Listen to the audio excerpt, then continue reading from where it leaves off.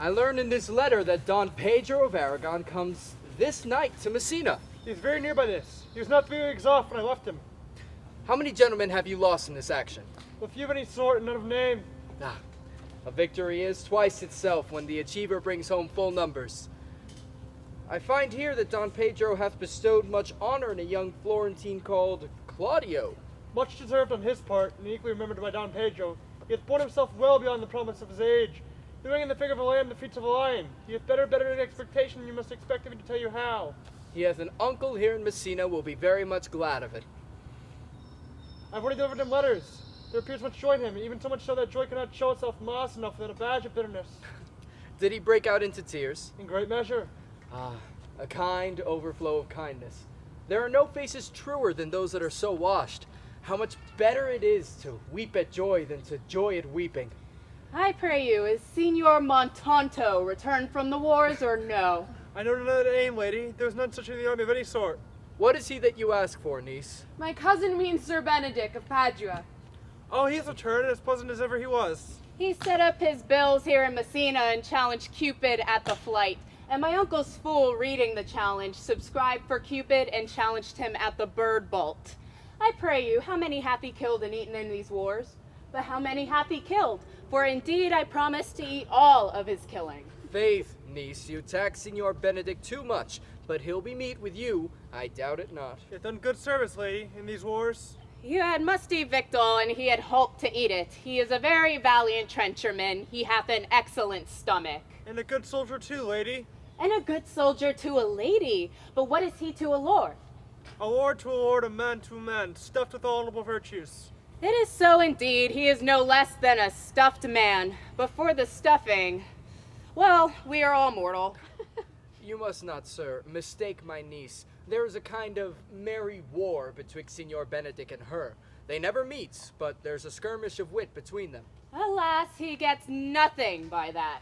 In our last conflict, 4 of his 5 wits went halting off, and now is the whole man governed with one. So that, if he have wit enough to keep himself warm, let him bear it for a difference between himself and his horse, for it is all the wealth he hath left to be known a reasonable creature. I see, lady, the gentleman is not in your books. No, and he were, I would burn my study. But I pray you, who is his companion now? Is there no young squire now that will make a voyage with him to the devil? He is most in the company of the right noble Claudio. Oh Lord, he will hang upon him like a disease. He is sooner caught than the pestilence, and the taker runs presently mad. God help the noble Claudio. If he have caught the Benedict, it'll cost him £1,000 ere he be cured. I'll hold friends with you, lady. Do, good friend. You shall never run mad, niece. No, not till a hot January. Don Pedro's approached. My good Signor Leonardo, you are come to meet your trouble. The fashion of the world is to avoid cost, and you encounter it. Never came trouble to my house in the likeness of your grace. For trouble being gone, comfort should remain. But when you depart from me, happiness takes his leave, and sorrow resides. You embrace your charge too willingly. I think this is your daughter? Her mother hath many times told me so. Were you in doubt, sir, that you asked her? Signor Benedict, no, for then were you a child. You have it full, Benedict. We may guess by this what you are, being a man. Truly the lady fathers herself. Be happy, lady, for you are like an honorable father. If Signor Leonato be her father, she would not have his head on her shoulders for all Messina, as like him as she is. I wonder that you'll still be talking, Signor Benedict. Nobody marks you. What, my dear Lady Disdain, are you yet living? Is it possible Disdain should die while she hath such meat food to feed it as Signor Benedict? Courtesy itself must convert to disdain if you come in her presence. Then is courtesy a turncoat. But it is certain I am loved of all ladies, only you accepted. And I would I could find in my heart that I had not a hard heart, for truly I love none. A dear happiness to women. They would else have been troubled with a pernicious suitor. I thank God and my cold blood I am of your humor for that. I'd rather hear my dog bark at a crow than a man swear he loves me. Oh God, keep your ladyship still in that mind, so some gentleman or other shall escape a predestinate scratched face. Scratching could not make it worse, and 'twere such a face as yours were. Well, you are a rare parrot, teacher. A bird of my tongue is better than a beast of yours. I would my horse have the speed of your tongue, and so a good continuer. But keep your way on God's name. I have done. You always end with a jade's trick. I know you of old. That is the sum of all, Leonardo. Signor Claudio and Signor Benedict, my dear friend Leonardo hath invited you all. I tell him we shall stay here at the least a month, and he heartily prays some occasion may detain us longer. I dare swear he is no hypocrite, but prays from his heart. If you swear, my lord, you shall not be forsworn. Let me bid you welcome, my lord. Being reconciled to the prince your brother, I owe you all duties. I thank you. I am not of many words, but I thank you. Please it your grace, lead on. Your hand, Leonardo. We will go in together.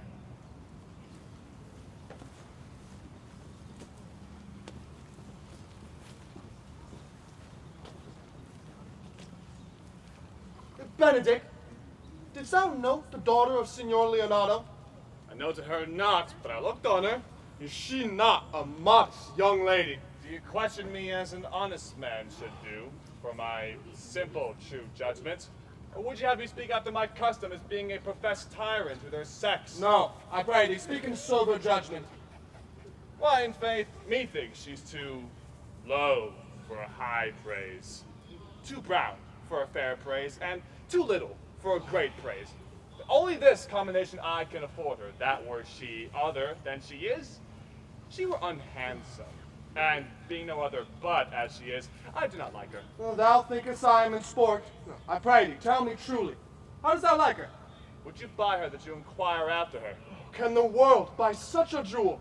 Yea, and a case to put it into. But speak ye this with a sad brow, or do you play the flouting jack to tell us Cupid is a good hair finder and Vulcan a rare carpenter? Come, in what key shall a man take you to go in the song? In mine eye, she is the sweetest lady that ever I looked on. I can see yet without spectacles, and I see no such matter. There's her cousin. If she were not possessed with a fury, it exceeds her as much in beauty as the 1st of May doth the last of December. But I hope you have no intent to turn husband. Have you? I would scarce trust myself, and though I have sworn the contrary, if Hero would be my wife. Is it come to this? In faith, hath not the world one man, but he will wear his cap with suspicion? Shall I never see a bachelor of threescore again? Go to, in faith, thou wilt needs thrust thy neck into a yoke, wear the print of it, and sigh away Sundays. Look, Don Pedro is returned to seek you. What secret have held you here that you followed not to Leonardo's? I would your grace will constrain me to tell. I charge thee on thy allegiance. You hear, Count Claudio? I can be secret as a dumb man. I would have you think so, but on my allegiance, mark you this, on my allegiance, he is in love. With who? Now, that is your grace's part. And mark how short his answer is. With Hero, Leonardo's daughter. If this were so were it uttered.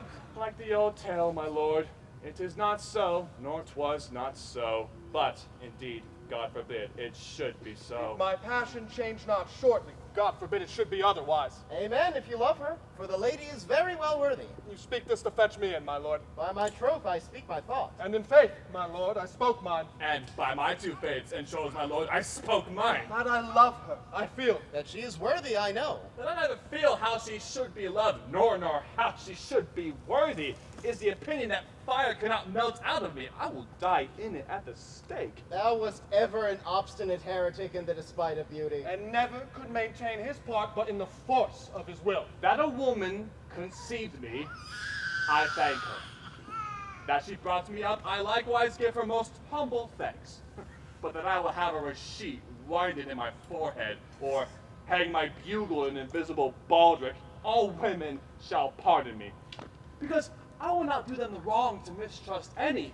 I will do myself the right to trust none. And the fine is, for the which I may go the finer, I will live a bachelor, I shall see thee, ere I die, look pale with love. with anger, with sickness, or with hunger, my lord, not with love. Prove that ever I lose more blood with love than I will get again with drinking. Pick out mine eyes with a ballad maker's pen, and hang me up at the door of a brothel house for the sign of blind Cupid. Well, if ever thou dost fall from this fate, thou wilt prove a notable argument. If I do, hang me in a bottle like a cat, and shoot at me. And he that hits me, let him be clapped on the shoulder and called Adam. Well, as time shall try. In time the savage bull doth bear the yoke. The savage bull may, but if ever the sensible Benedict bear it, pluck off the bull's horns, and set them in my forehead, and let me be vilely painted, and in such great letters as they write, here is good horse to hire. Let them signify under my sign, here you may see Benedict, the married man. If this should ever happen, thou wouldst be horn mad. Nay, if Cupid hath not spent all his quiver in Venice, thou wilt quake for this shortly. I look for an earthquake too, then. Well, you will temporize with the hours.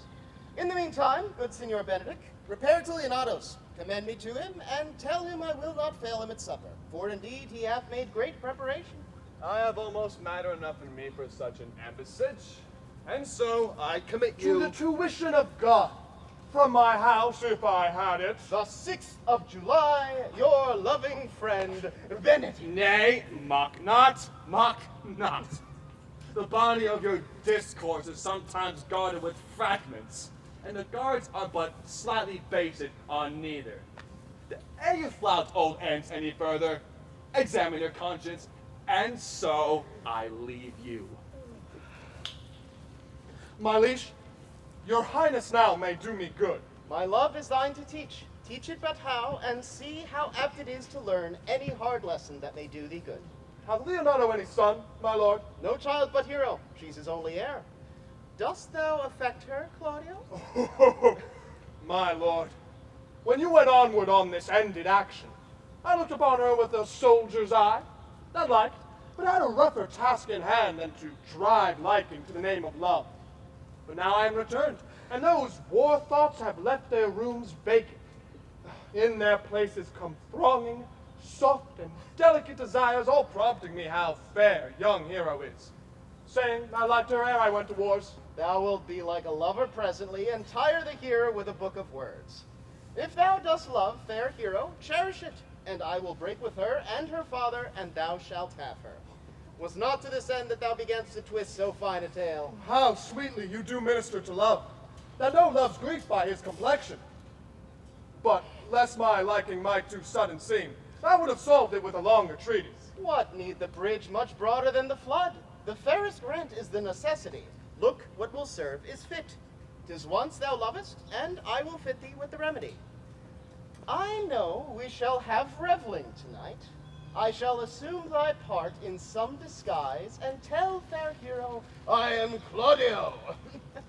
And in her bosom I'll unclasp my heart, and take her hearing prisoner with the force and strong encounter of my amorous tale.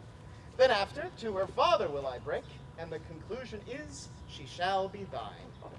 In practice let us put it presently.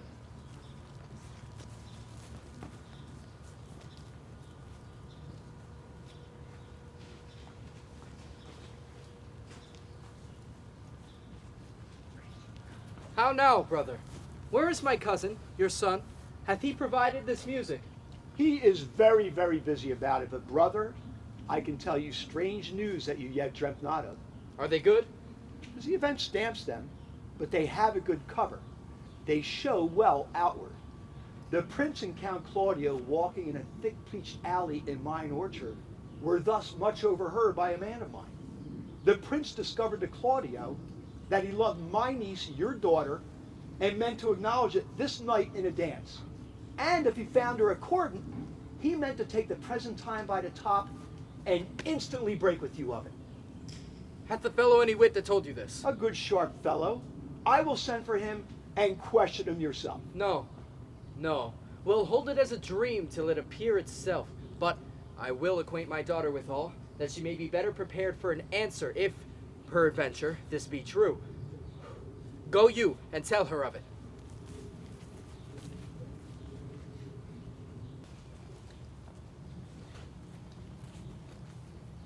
What the good year, my lord? Why are you thus out of measure sad? There is no measure in the occasion that breeds. Therefore, the sadness is without limit. You should hear reason, And when I have heard it, what blessing brings it? if not a present remedy, at least a patient sufferance. I wonder that thou, being as thou sayest thou art, born under Saturn, goest about to apply a moral medicine to a mortifying mischief. I cannot hide what I am. I must be sad when I have cause, and smile at no man's jests, eat when I have stomach, and wait for no man's leisure, sleep when I am drowsy, and tend on no man's business, laugh when I am merry, and claw no man in his humor. Yea, but you must not make the full show of this till you may do it without controlment. You have of late stood out against your brother, and he has ta'en you newly into his grace, where it is impossible you should take true root, but by the fair weather that you make yourself. It is needful that you should frame the season for your own harvest. I had rather be a canker in a hedge than a rose in his grace. And it better fits my blood to be disdained of all than to fashion a carriage to rob love from many. In this, though I cannot be said to be a flattering, honest man, it must not be denied, but I am a plain-dealing villain. I am trusted with a muzzle and enfranchised with a clog. Therefore, I have decreed not to sing in my cage. If I had my mouth, I would bite. If I had my liberty, I would do my liking. In the meantime, let me be that I am, and seek not to alter me. Can you make no use of your discontent? I make all use of it, for I use it only. Who comes here? What news, Baraccio? I came yonder from a great supper. The prince, your brother, is royally entertained by Leonardo. And I can give you intelligence of an intended marriage. Will it serve for any model to build mischief on? What is he for a fool that betroths himself to unquietness? Mary, it is your brother's right hand. Oh, the most exquisite Claudio! Even he. A proper squire. And who? And who? Which way looks he? Mary on Hero, the daughter and heir to A Leonardo. very forward march chick. How came he to this? Being entertained for a perfumer as I was smoking a musty room, comes me the prince and Claudio, hand in sad conference. I whipped me behind the arras, and there heard it agreed upon that the prince would woo Hero for himself, and having obtained her, give her to Count Claudio. Come, let us thither. This may prove food for my displeasure. That young startup hath all the glory of my overthrow. If I can cross him in any way, I bless myself everywhere. You are both sure and will assist me.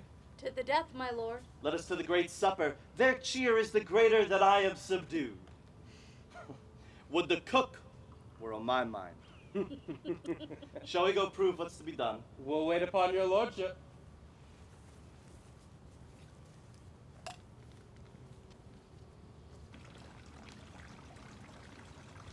Was not Count John here at supper? I saw him not. How tartly that gentleman looks. I never can see him, but I am heartburned an hour after. He is of a very melancholy disposition. You were an excellent man that were made just in the midway between him and Benedict. The one is too like an image and says nothing, and the other too like my lady's eldest son, ever more tattling. So half Signor Benedict's tongue in Count John's mouth and half Count John's melancholy in Signor Benedict's face. With a good leg and a good foot, uncle, and money enough in his purse, such a man would win any woman in the world if it could get her goodwill. By my troth, niece, thou will never get thee a husband if thou be so shrewd of thy tongue. In faith, she's too cursed. Too cursed is more than cursed. I shall lessen God's sending that way. For it is said, God sends a cursed cow short horns, but to a cow too cursed, he sends none. So by being too cursed, God sends you no horns. Just, if he send me no husband, for the which blessing I am at him upon my knees every morning and evening. Lord, I could not endure a husband with a beard on his face. I had rather lie in the woolen. You may light on a husband with no beard. What should I do with him? Dress him in my apparel and make him my waiting gentlewoman? He that hath a beard is more than a youth, and he that hath no beard is less than a man. And he that is more than a youth is not for me, and he that is less than a man, I am not for him. Therefore I shall even take 6 pence in earnest of the bare words and lead his apes into hell. Well then, go you into hell? No, but to the gate. And there will the devil meet me like an old cuckold with horns on his head and say, Get you to heaven, Beatrice, get you to heaven. Here's no place for you maids. So deliver I up my apes and away to St. Peter for the heavens. He shows me where the bachelors sit, and there live we as merry as the day is long. Well, niece, I trust you will be ruled by your father. Yes, faith, it is my cousin's duty to make curtsy and say, Father, as it please you. But yet, for all that, cousin, let him be a handsome fellow. Otherwise, make another curtsy and say, Father, as it please me. Well, niece, I hope to see you one day fitted with a husband.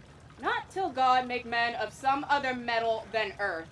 Would it not grieve a woman to be overmastered by a piece of valiant dust? To make an account of her life to a clod of wayward moral? No, uncle, I'll none. Adam's sons are my brethren, and truly, I hold it a sin to match in my kindred. Daughter, you remember what I told you. If the prince do solicit you in that kind, you know your answer. The fault will be in the music, cousin, if you be not wooed in good time. If the prince be too important, tell him there is measure in everything, and so dance out the answer. For hear me, hero, wooing, wedding, and repenting is as a Scotch jig, a measure, and a syncopace. The first suit is hot and hasty, like a Scotch jig, and full as fantastical. The wedding, mannerly modest, like a measure, full of state and ancientry. And then comes repentance, and with his bad legs falls into the syncopace faster and faster until he sink into his grave. Cousin, you apprehend passing shrewdly. I have a good eye, uncle. I can see a church by daylight. The revelers are answering, brother. Make a room.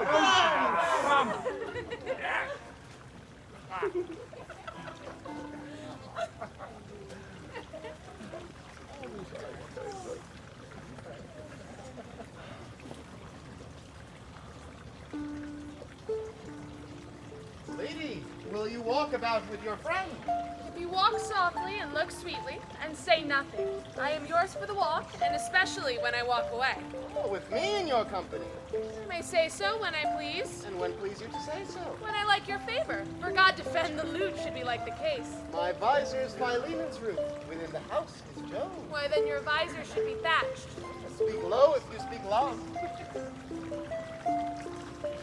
Well, I would you did like me. So would not I, for I have many ill qualities. Which is one?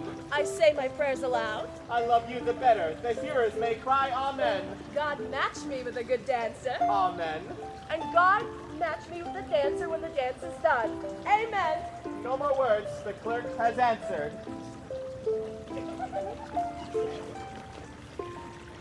I know you well enough. You are Signor Antonio. At a word, I am not. I know you by the waggling of your head. To tell you true, I can't approve. You could never do him so ill well unless you're the very man. Here's his dry hand up and down. You are he. You are he. At a word, I am not. Come, come, do you think I do not know you by your excellent wit? Can virtue hide itself? Go to, Mum. You are he. Graces will appear, and there's an end.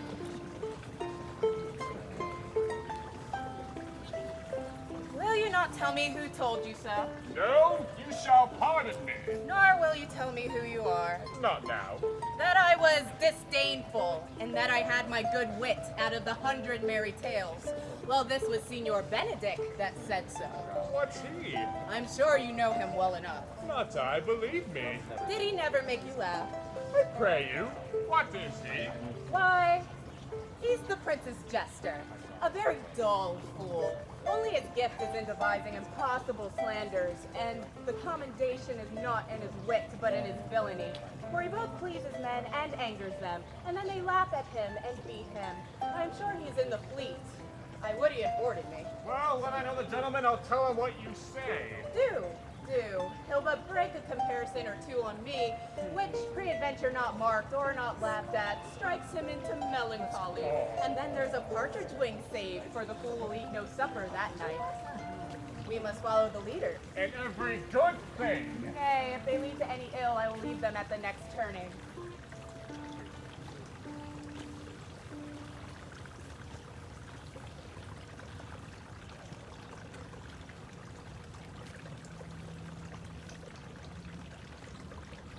Sure, my brother is amorous on Hero, and hath withdrawn her father to break with him about it. The ladies follow her, but one visor remains. And that is Claudio. I know him by his bearing. Are not you Signor Benedict? Oh, you know me well. I'm he. Signor, you are very near my brother in his love. He is enamored on Hero. I pray you, dissuade him from her. She is no equal for his birth.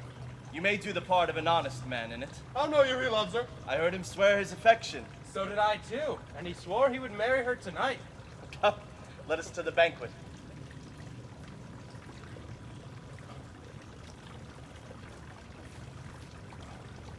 Thus answer I in the name of Benedict, but hear these ill news with the ears of Claudia. Tis certain so. The prince woos for himself. Well, friendship is constant in all other things, save in the office and affairs of love. Therefore, all hearts in love use their own tongues. Let every eye negotiate for itself, and trust no agent. For beauty is a witch, against whose charms faith melteth into blood. This is an accident of hourly proof, which I mistrusted not. Farewell, therefore, hero. Count Claudio! Yea, same. Come, will you go with me? Whither? Even to the next willow. About your own business, County. What fashion will you wear the garland of? About your neck like a usurer's chain, or under your arm like a lieutenant's scarf? Well, you must wear it one way, for the prince hath got your hero. Oh, I wish him joy of her. Why, that's spoken like an honest drover. So they sell bullocks. But did you think the prince would have served you thus? I pray you leave me. Oh, now you strike like the blind man. 'Twas the boy that stole your meat, and you'll beat the post. If it will not be, I'll leave you. Alas, poor hurt fowl. Now will he creep into sedges? But that my lady Beatrice should know me, and not know me. The prince is fool. Huh? It may be. I go under that title because I am married. Yea. But so I am apt to do myself wrong. I am not so reputed. It is the base, though bitter disposition of Beatrice that puts the world into her person and so gives me out. Well, I'll be revenged, as I may. Now, senor, where's the count? Did you see him? So, my lord, I have played the part of Lady Fame. Found him here as melancholy as a lodge in a warren. I told him, and I think I told him true, that your grace had got the goodwill of this young lady. And I offered him my company to a willow tree, either to make him a garland, as being forsaken, or to bind him up a rod as being worthy to be whipped. To be whipped? What's his fault? The flat transgression of a schoolboy who, being overjoyed with finding a bird's nest, shows it his companion, and he steals it. Will you make a trust a transgression? The transgression is in the stealer. Yet it had not been amiss the rod had been made, and the garland too. For the garland he might have worn himself, and the rod he might have bestowed on you, who, as I take it, has stolen his bird's nest. I will but teach them to sing and restore them to the owner. If your singing answer their saying, by my faith, you say honestly. The Lady Beatrice hath a quarrel to you. gentleman that danced with her told her she is much wronged by you. Oh, no, she misused me! Past the endurance of a block! An oak but with one green leaf on it would have answered her. My very own visor began to assume life and scold with her. She told me, not thinking I had been myself, that I was the prince's jester. That I was duller than a great thaw, huddling chest upon chest with such impalpable conveyance upon me that I stood like a man at a mark, with the whole army shooting at me. She speaks poignards, every word stabs. And if her breath were as terrible as her terminations, there was no living near her, and she would infect the North Star. I would not marry her, though she were endowed with all that Adam had left him before he transgressed. She would have made Hercules have turned spit, yea, and have cleft his club to make the fire too. Come, talk not of her. You shall find her the Infernal 18 in good apparel. I would to God some scholar would conjure her, for certainly, while she is here, a man may live as quiet in hell as in a sanctuary, and people sin upon purpose because they would go thither. So indeed, all disquiet, horror, and perturbation follows her. Oh, look, here she comes. Will your grace grant me any service to the world's end? I will go on the slightest errand now to the antipodes that you can devise to send me on. I will fetch you a toothpicker now from the furthest inch of Asia. Bring you the length of Presser John's foot. Fetch you a hair of the great Cam's beard. Do you any emissage to the pygmies, rather than hold 3 words conference with this harpy? You have no employment for me? None, but to enjoy your good company. Oh, God. Sir, here's a dish I love not. I cannot endure my lady tongue. Come, lady, come. You have lost the heart of Signor Benedict. Indeed, my lord. He lent it me a while, and I gave him use for it. A double heart for his single one. Marry once before he won it of me with false dice. Therefore, your grace may well say I have lost it. You have put him down, lady. You have put him down. So I would not he should do me, my lord, lest I should prove the mother of fools. I have brought Count Claudio, whom you sent me to seek. Why, how now, Count? Wherefore are you sad? Oh, not sad, my lord. How then, sick? Neither, my lord. The Count is neither sad nor sick, nor merry nor well, but civil, Count. Civil as an orange, and something of that jealous complexion. Faith, lady, I think you are blazing to be true, though I'll be sworn if he be so, his conceit is false. Here, Claudio, I have wooed in thy name, and fair hero is won. I broke with her father, and his goodwill obtained. Name the day of marriage, and God give thee joy.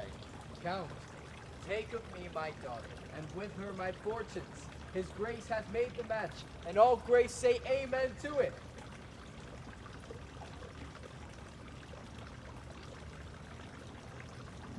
Speak, Count, 'tis your cue. Oh, silence is the perfectest herald of joy. I would but little happy if I could say how much. Lady, as you are mine, I am yours. I give away myself for you and dote upon the exchange. Speak, cousin, or if you cannot, stop his mouth with a kiss, and let not him speak neither. In faith, lady, you have a merry heart. Yea, my lord, I thank it. Keeps on the windy side of care. My cousin tells him in his ear that he is in her heart. And so she doth, cousin. Good lord for alliance, thus goes everyone to the world but I, and I am sunburnt.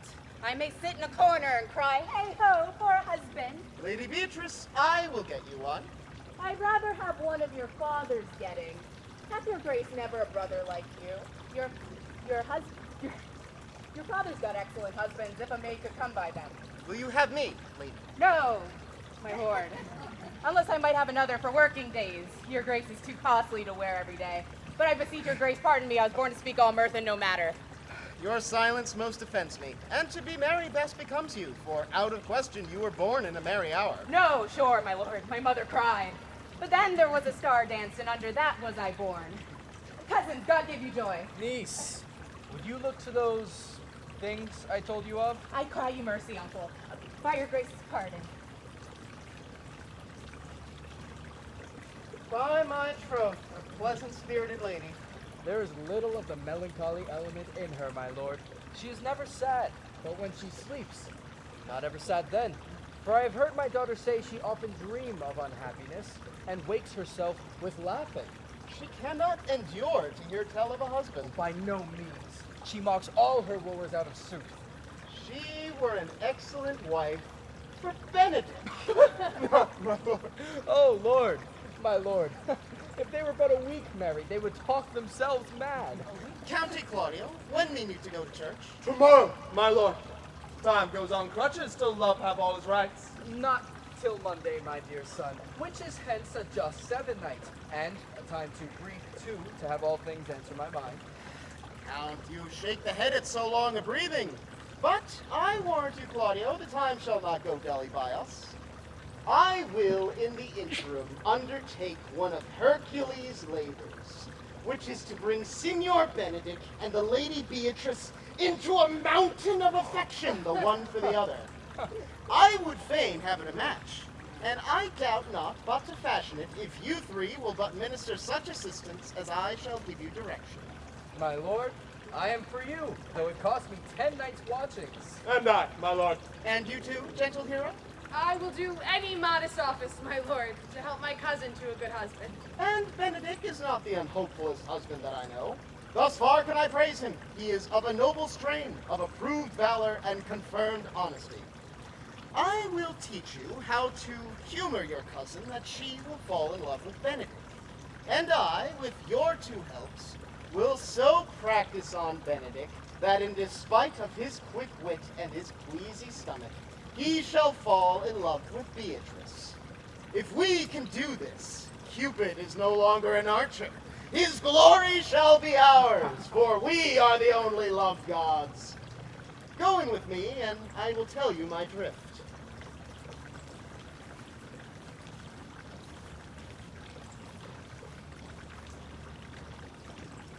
Yea, my lord, but I can cross it. Any bar, any cross, any impediment will be medicinable to me. I am sick in displeasure with him, and whatsoever comes athwart his affection ranges evenly with mine. How canst thou cross this marriage? Not honestly, my lord, but so covertly that no dishonesty shall appear in me. Show me briefly how. I think I told your lordship, a year since, how much I am in favor of Margaret, the waiting gentlewoman to Hero. I remember. I can, at any unseasonable instant of the night, appoint her to look out at her lady's chamber window. What life is in that to be the death of this marriage? The poison of that lies in you to temper. Go you to the prince your brother. Spare not to tell him how he hath wronged his honor in marrying the renowned hero Claudio, whose estimation to you mightily hold up, to a contaminated stale such a one as Hero. What proof shall I make of that? Proof enough to misuse the prince, to vex Claudio, to undo Hero, and kill Leonato. Look you for any other issue? Only to despite them I will endeavor anything. Go then. Find me a meet hour to draw Don Pedro and the Count Claudio alone. Tell them you know that Hero loves me.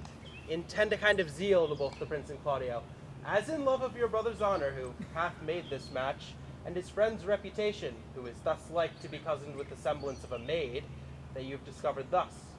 They shall scarcely believe this without trial. Offer them instances, which shall bear no less likelihood than to see me at her chamber window. Hear Margaret call me Claudio. Hear me term Margaret Hero. And bring them to see this the very night before the intended wedding. For in the meantime I will so fashion the matter that Hero shall be absent.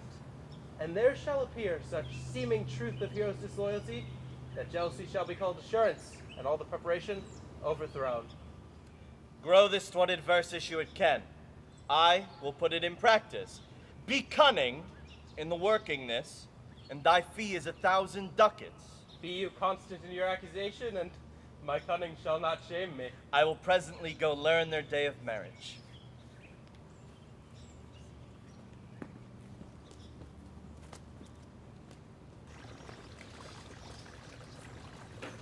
Boy, Senor?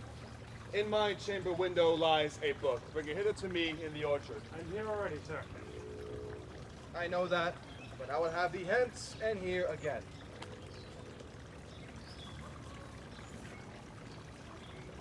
I do much wonder that one man, seeing how much another man is a fool when he dedicated his behaviors to love, will, after he hath laughed at such shallow follies in others, become the argument of his own scorn by falling in love.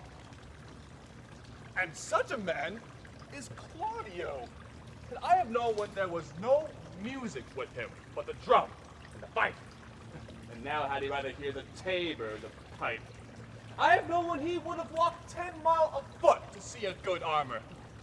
And now will he lie 10 nights awake, carving the fashion of a new doublet. If he was wont to speak plain and to the purpose, like an honest man and a soldier, and now is he turned orthography. His words are a very fantastical banquet, just so many strange dishes. May I be so converted and see with these eyes. I cannot tell. I think not. I will not be sworn. But love may transform me to an oyster. But I'll take my oath on it. Till he hath made an oyster of me, he shall never make me such a fool. One woman is fair, yet I am well. Another is wise, yet I am well. Another virtuous, yet I am well. But till all graces be in one woman shall not come in my grace. Rich she shall be, that's certain. Wise, or I'll not. Virtuous, or I'll never cheapen her. Fair, or I'll never look on her. Mild, or come not near me. Noble, or not I for an angel. Of good discourse, an excellent musician, and her hair shall be of what color it please God. The prince and Monsieur love. I will hide me in the arbor. Come, shall we hear this music? Yea, my good lord. How still the evening is, as us on purpose to grace harmony. See you where Benedict hath hid himself? Very well, my lord. The music ended. We'll fit the kid fox with a pennyworth. Come, Balthazar, we'll hear that song again. Oh, good, my lord. Tax not so bad a voice to slander music any more than once. It is the witness still of excellency to put a strange face on his own perfection. I pray thee sing, and let me woo no more. Since you talk of wooing, I will sing. Since many a wooer doth commence his suit to her he thinks not worthy, yet he woos. Yet will he swear he loves. Now pray thee come. Or if thou wilt hold a longer argument, do it in notes. Note this before my notes. There is not a note of mine that is worth the noting. Why, these are very crotchets that he speaks. Notes forsooth and nothing. Now, divine air, now is his soul ravished. Is it not strange that sheep's guts should hail souls out of men's bodies? Well, a horn for my money when all's done. Sigh no more, lady, sigh no more. Men were deceivers ever. One foot in sea and one on shore. To one thing constant never. Then sigh not so, but let them go and be blithe and bonny, converting all your songs of woe into hey nonny nonny.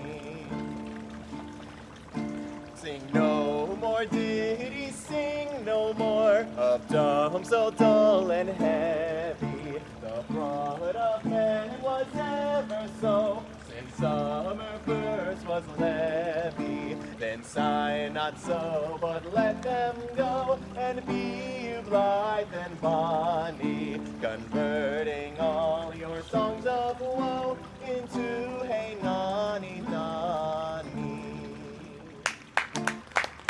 By my troth, a good song. And an ill singer, my lord. Ah, no, Faith. Thou sings well enough for a ship. And he had been a dog that should have howled thus. They would have hanged him. And I pray God his bad voice bode no mischief. I had his leave, had heard the night raven. Come what plague could have come after it. Yea, Mary, dost thou hear, Balthazar? I pray thee, get us some excellent music. For tomorrow night we would have it at the Lady Hero's chamber window. The best I can, my lord. Do so. Farewell. Come hither, Leonardo. What was it you told me of today?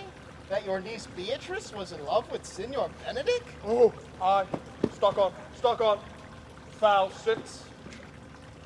I didn't ever think that lady would have loved any man. No, nor I neither, my lord. But how wonderful that she should so dote with Signor Benedict, whom she hath, in all outward behavior, seemed ever to abhor. Is it possible? Since the one at that corner. By my troth, my lords, I cannot tell what to think of it, but that she loves him with an enraged affection is past the infinite of thought. Maybe she doth counterfeit. Oh, Faith, like enough. Oh God, counterfeit? Never was there counterfeit of passion come so near the light of passion as she discovers it. Why? What effects of passion shows she? Bait the hook well. This fish will bite. What effects, my lord? She will sit you. You heard my daughter tell you how. She did indeed. How, I pray you.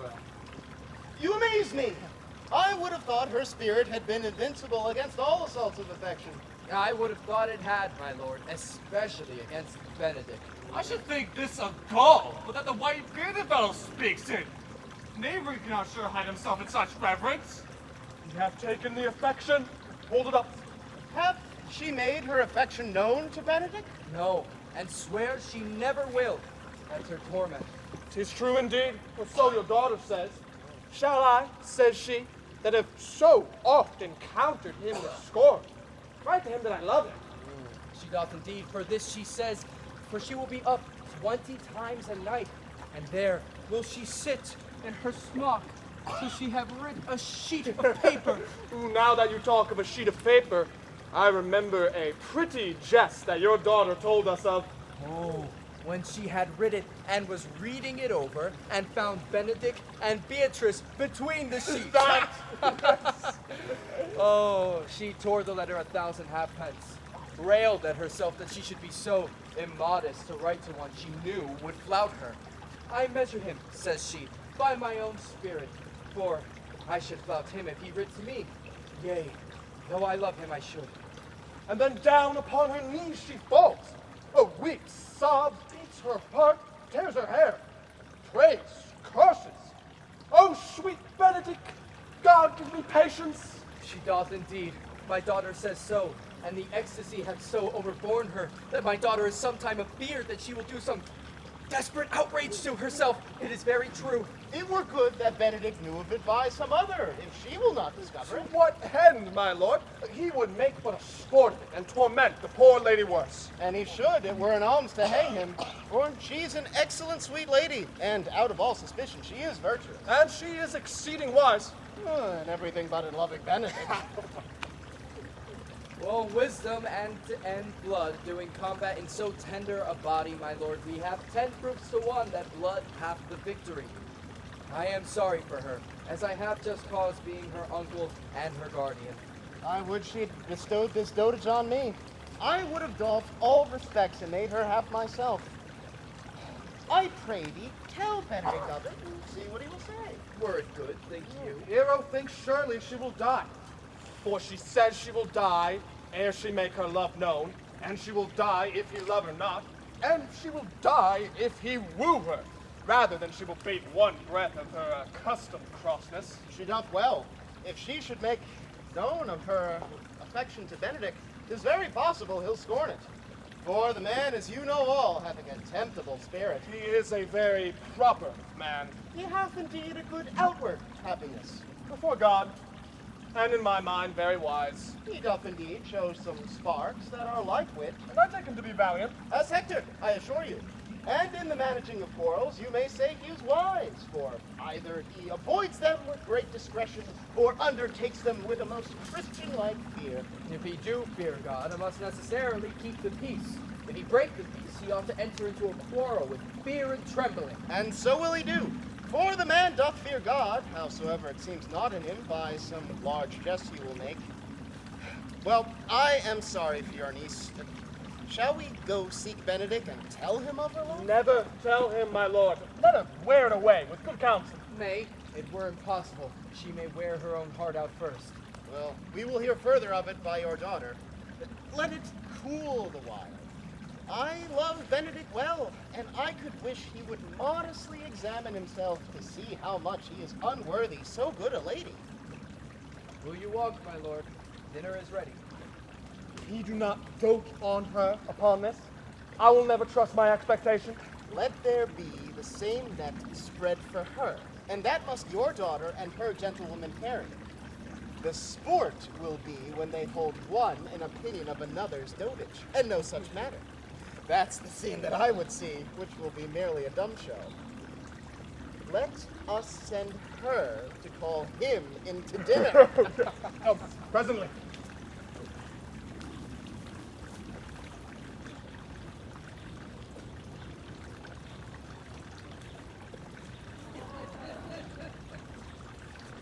This can be no trick. The conference was sadly boring. They had the truth of this from Hero. They seem to pity the lady. It seems her affections have their full bent. Love me? Why? It must be requited. I hear how I am censured. They say I will bear myself proudly if I perceive the love come from her. They say, too, that she would rather die than give any sign of affection. I did never think to marry. I must not seem proud. Happy are they that hear their detractions and can put them to mending. They say the lady is fair. 'Tis the truth. I can bear the witness. And virtuous, 'tis so. I cannot reprove it. And wise, but for loving me. Upon my troth, it is no addition to her wit, nor no great argument of her folly, for I will be horribly in love with her.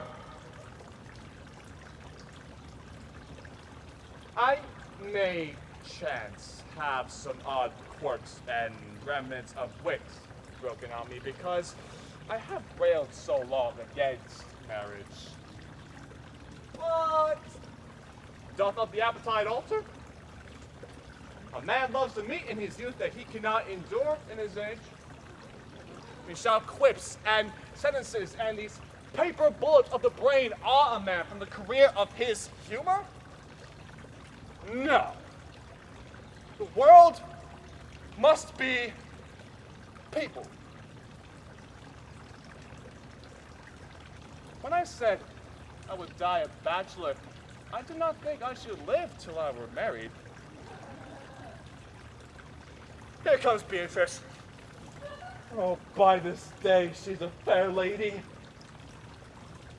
I do spy some marks of love in her. Against my will, I am sent to bid you come into dinner. Fair Beatrice, I thank you for your pains. I took no more pain for those thanks than you took pains to thank me. If it had been painful, I would not have come. You take pleasure then in the message.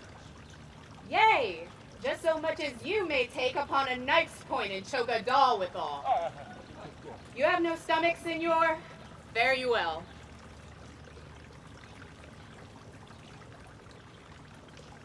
Ha! Against my will, I am sent to bid you come in to dinner. There's a double meaning in that. I took no more pains for those thanks than you took pains to thank me.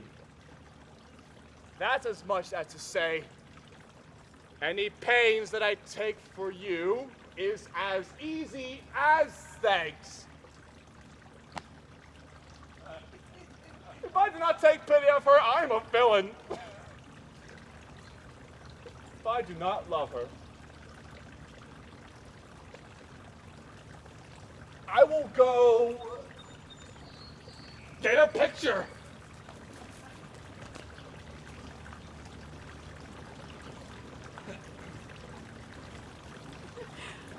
Good Margaret, run thee to the parlor. There shalt thou find my cousin Beatrice proposing with the Prince and Claudio. Whisper her ear and say that I and Ursula are walking in the orchard, and our whole discourse is all of her. Say that thou overheardst us, and bid her steal into the bleached bower where honeysuckles, ripened by the sun, forbid the sun to enter, like favorites made proud by princes that advance their pride against that power that bred it. This is where she will hide her to listen our purpose. This is thy office. Fare thee well in it and leave us alone. I'll make her come. I warrant you, presently. Now, Ursula, when Beatrice doth come, as we do trace this alley up and down, our talk must only be of Benedict. When I do name him, let it be thy part to praise him more than ever man did merit. My talk to thee must be how Benedict is sick in love with Beatrice. Of this matters little Cupid's crafty arrows made that only wounds by hearsay. Now begin, for look where Beatrice like a lapwing runs close by the ground to hear our conference. The pleasantest angling is to see the fish cut with her golden oar the silver stream and greedily devour the treacherous bait. So angle we for Beatrice, who, even now, is couched in the woodbine coverture. Fear you not my part of the dialogue. Then go we near her, that her ear lose nothing of the false sweet bait we lay for it. No, truly, Ursula, she is too disdainful. I know her spirits are as coy and wild as haggards of the rock. But are you sure that Benedict loves Beatrice so entirely? And so say the prince and my new betrothed lord. And did they bid you tell her of it, madam? They did entreat me to acquaint her of it, but I persuaded them. If they loved Benedict, to wish him wrestle with affection, and never to let Beatrice know of it. Why did you so? Talk not the gentleman deserve as full a fortunate a bed as ever Beatrice shall couch upon? God of love, I know he doth deserve as much as may be yielded to a man, but nature never framed a woman's heart of prouder stuff than that of Beatrice. Disdain and scorn right sparkling in her eyes, misprizing what they look on. And her wit values itself so highly that to her all matter else seems weak. She cannot love nor take no shape nor project of affection. She is so self-endeared. Sure, I think so, and therefore certainly it were not good she knew his love, lest she make sport at it. Why, you speak truth. I never yet saw a man how wise, how noble, young, how rarely featured. But she would spell him backwards. If fair-faced, she would swear the gentleman should be her sister. If black, why nature drawing of an antic made a foul blot. If tall, a lance ill-headed. If low, an agate very vilely cut. If speaking, why a vane blown with all winds. If silent, why a block moved with none. And so turns she every man the wrong side out, and never gives to truth and virtue that which simpleness and merit purchaseth. Sure, such carping is not commendable. No, not to be so odd and from all fashions as Beatrice is, cannot be commendable. But who dare tell her so? If I should speak, she would mock me into air. Oh, she would laugh me out of myself, press me to death with wit. Therefore, let Benedict, like covered fire, consume away in sighs, waste inwardly. It were a better death than die with mocks, which is as bad as die with tickling. Yet tell her of it. Hear what she will say. No, rather I will go to Benedict and I will counsel him to fight against his passions. And truly, I'll devise some honest slanders to stain my cousin with. One doth not know how much an ill word may empoison liking. Oh, do not do your cousin such a wrong. She cannot be so much without true judgment, having so swift and excellent a wit as she is prized to have, as to refuse so rare a gentleman as Signor Benedict. He is the only man of Italy, always excepted my dear Claudia. I pray you, be not angry with me, madam. Speaking my fancy, Signor Benedict, for shape, for bearing, argument, and valor, goes foremost in report through Italy. Indeed, he hath an excellent good name. His excellence did earn it ere he had it. When are you married, madam? Why, every day tomorrow. Come, go in. I'll show thee some attires and have thy counsel which best to furnish me tomorrow. She's limed, I warn you. If we have caught her, madam. If it proves so, then loving goes by halves. Some Cupid kills with arrows, some with traps.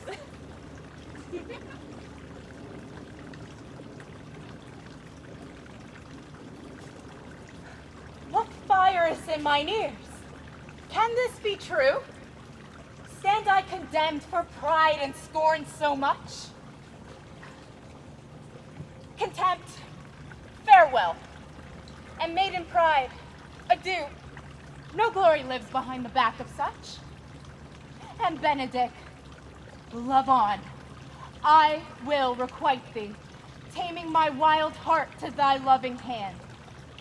If thou dost love, my kindness shall incite thee to bind our loves up in a holy band. For others say thou dost deserve, and I believe it better than reportingly.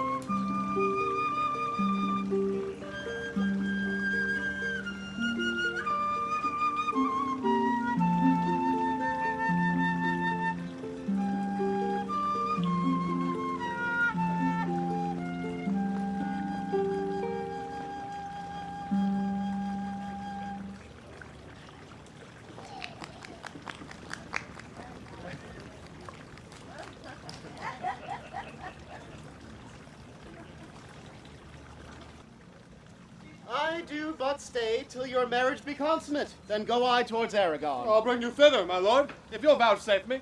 Nay, that would be as great a soil in the new gloss of your marriage as to show a child his new coat and forbid him to wear it.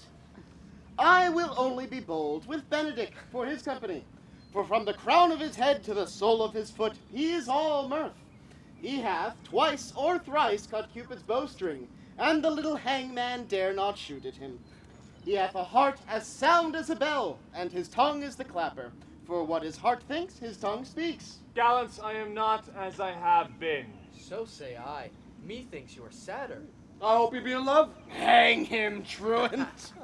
There's no true drop of blood in him to be truly touched with love. If he be sad, he wants money. I have the toothache. Draw it. Hang it. Oh, you must hang it first and draw it afterwards. What? Sigh for a toothache? Where is but a humor or a word? Well, everyone can master a grief, but he that has it. Yet, say I, he is in love. Oh, there is no appearance of fancy in him, unless it be a fancy he hath to strange disguises, as to be a Dutchman today, or a Frenchman tomorrow, or in the shape of two countries at once, as a German from the west downward, all slops, or a Spaniard from the hip upward, no doublet. Unless he have a fancy to this foolery, as it appears he hath, he is no fool for fancy, as you would have it appear he is. If he be not in love with some woman, there's no believing old signs. Brushes his hat o' mornings, and what should that bode? Hath any man seen him at the barber's? No, but the barber's man hath been seen with him, and the old ornament of his cheek hath already stuffed tennis balls. Indeed, he does look younger than he did by the loss of a beard. Nay, he rubs himself with civet. Can you smell him out by that? That's as much to say the sweet youth's in love. Oh, the greatest note of it is his melancholy. And when was he wont to wash his face? Yea, or to paint himself, for the which I hear what they say of him. Nay, and his jesting spirit, which is now crept into a lute string and now governed by stops. That tells a heavy tale for him. Conclude, he is in love. Nay, but I know who loves him. Oh, that would I know too. I warrant one that knows him not. Yes, and his ill conditions, and in despite of all, dies for him. She shall be buried with her face upwards. Yet is this no charm for the toothache? Old senor, walk aside with me. I have studied 8 or 9 wise words to speak to you, which these hobby horses must not hear. For my life to break with him about Beatrice. 'Tis even so. Hero and Margaret hath by this played their parts with Beatrice, and the two bears will not bite one another when they meet. My lord and brother, God save you. Good e'en, brother. If your leisure served, I would speak with you. In private? If it please you, yet Count Claudio may hear, for what I would speak of concerns him. Why, what's the matter? Means your lordship to be married tomorrow? You know he does. I know not that when he knows what I know. If there be any impediments, I pray you discover it. You may think I love you not. Let that appear hereafter, and aim better at me, by that I'll now manifest. For my brother, I think he holds you well, and in dearness of heart, I hope to effect your ensuing marriage. Surely, suit ill spent, and labor ill bestowed. Why? What's the matter? I came hither to tell you, and circumstances shortened, for she has been too long a talking of. The lady is disloyal. Who? Hero? Even she, Leonardo's hero, your hero, every man's hero. Disloyal. The word is too good to paint out her wickedness. I could say she were worse. Think you of a worse title, and I will fit her to it. Wonder not till further warrant. Go but with me tonight. You shall see her chamber window entered, even the night before her wedding day. If you love her then, tomorrow wed her. But it would better fit your honor to change your mind. May this be so? I will not think it. If you dare not trust that you see, confess not that you know. If you will follow me, I will show you enough. And when you have seen more and heard more, proceed accordingly. If I should see anything tonight why I should not marry her, well, tomorrow in the congregation where I should wed, there will I shame her. And as I wooed for thee to obtain her, I will join with thee to disgrace her. I will disparage her no farther till you are my witnesses. Bear it coldly, but till midnight, and let the issue show itself. Oh, day untowardly turned. Oh, mischief strangely thwarted. Oh, plague, right well prevented. So will you say when you have seen the sequel.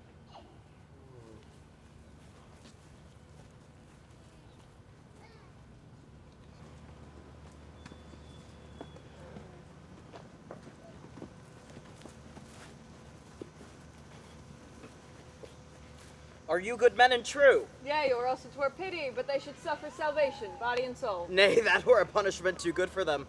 They should have any allegiance in them, being chosen for the prince's watch. Well, give them their charge, neighbor Dogberry. First, who think you to be the most desertless man to be constable? Hugh Oatcake, sir, or George Seacole, for they can write and read. Come hither, neighbor Seacole. God hath blessed you with a good name.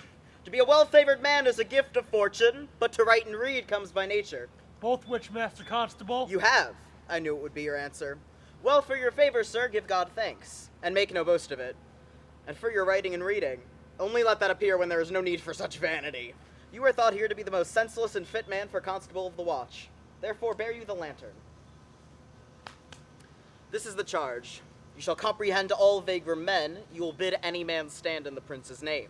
How if he will not stand? Why then take no note of him, but let him go, and presently call the rest of the watch together, and thank God you are rid of a knave.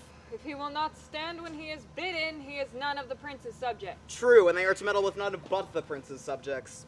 You shall also make no noise in the streets, for the watch to babble and to talk is most tolerable, and not to be endured. We will rather sleep than talk. We know what belongs to a watch.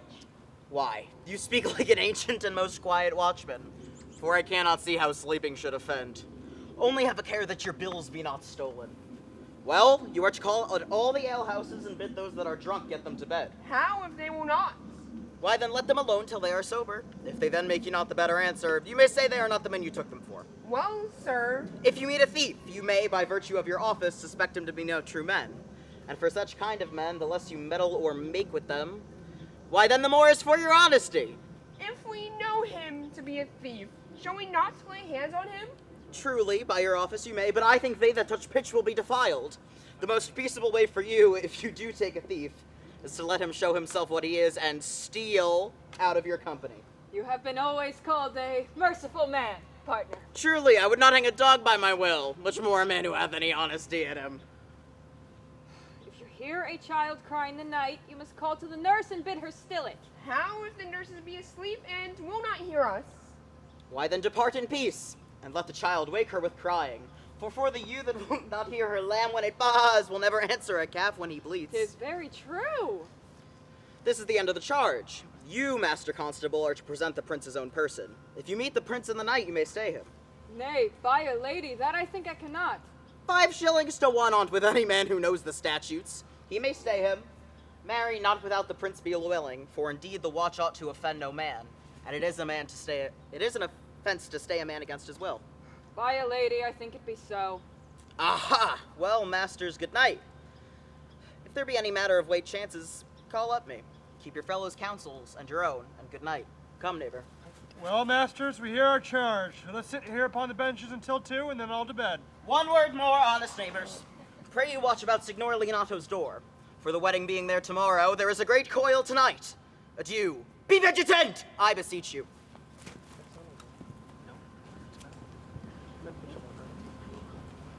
What, Conrad? Peace, stand up. Conrad, I say. Here, man, I'm at thy elbow. Mass, and my elbow itched. I thought there would a scab follow. I will owe thee an answer to that. And now forward with thy tale. Come thee close then, for it drizzles rain, and I will, like a true drunkard, utter all to thee. Some treason, masters, yet stand close. Therefore, know that I have earned of Don John 1,000 ducats. Is it possible any villainy should be so dear? Thou shouldst rather ask if it were possible any villainy should be so rich. Poor and rich villains have need of poor ones. Poor ones may make what price they will. I wonder at it. That shows thou art unconfirmed. Thou knowest that the fashion of a doublet, or a hat, or a cloak is nothing to a man. Yes, it is apparel. I mean the fashion? Yes, the fashion is the fashion. Ugh, I may as well say the fool's the fool. But seest thou not what a deformed thief this fashion is?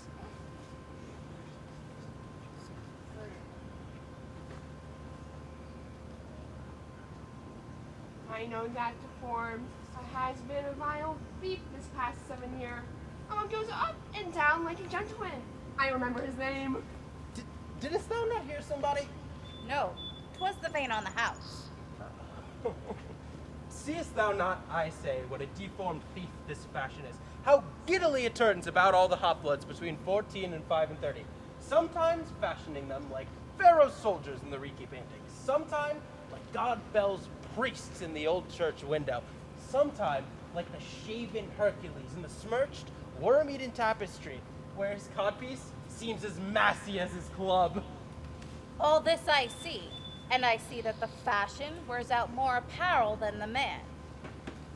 But art not thou thyself giddy with the fashion too? That thou hast shifted out of thy tale into telling me of the fashion? Not tonight, but know that I have tonight wooed Margaret, the Lady Hero's gentlewoman, by the name of Hero. She leans me out at her chamber window, bids me 1,000 times good night. I tell this tale vilely. I should first tell thee how the prince, Claudio, and my master, planted, placed, and possessed by my master Don John, saw afar off in the orchard this amiable encounter. And thought they Margaret was Hero. 2 of them did, the prince and Claudio. But the devil, my master, knew she was Margaret, and partly by his oaths, which first possessed them, partly by the dark night, which did deceive them, but chiefly by my villainy, which did confirm any slander that Don John had made, away went Claudio, enraged, swore he would meet her as he was appointed next morning at the temple, and there, before the whole congregation, shame her with what he saw overnight, and send her home again without a husband. Call up the right master constable. We charge you in the prince's name. Stand. Call up the right master constable. We have here recovered the most dangerous piece of luxury that was ever known in the Commonwealth. And one deformed is one of them. I know him. He wears a lock. Masters, masters. They'll be made bring you to form forth, I warrant you. Masters. Speak not, we charge you. Let us obey you to come with us. We are like to prove a goodly commodity being taken up with these men's bills. A commodity in question, I warrant you. Come, we'll obey you.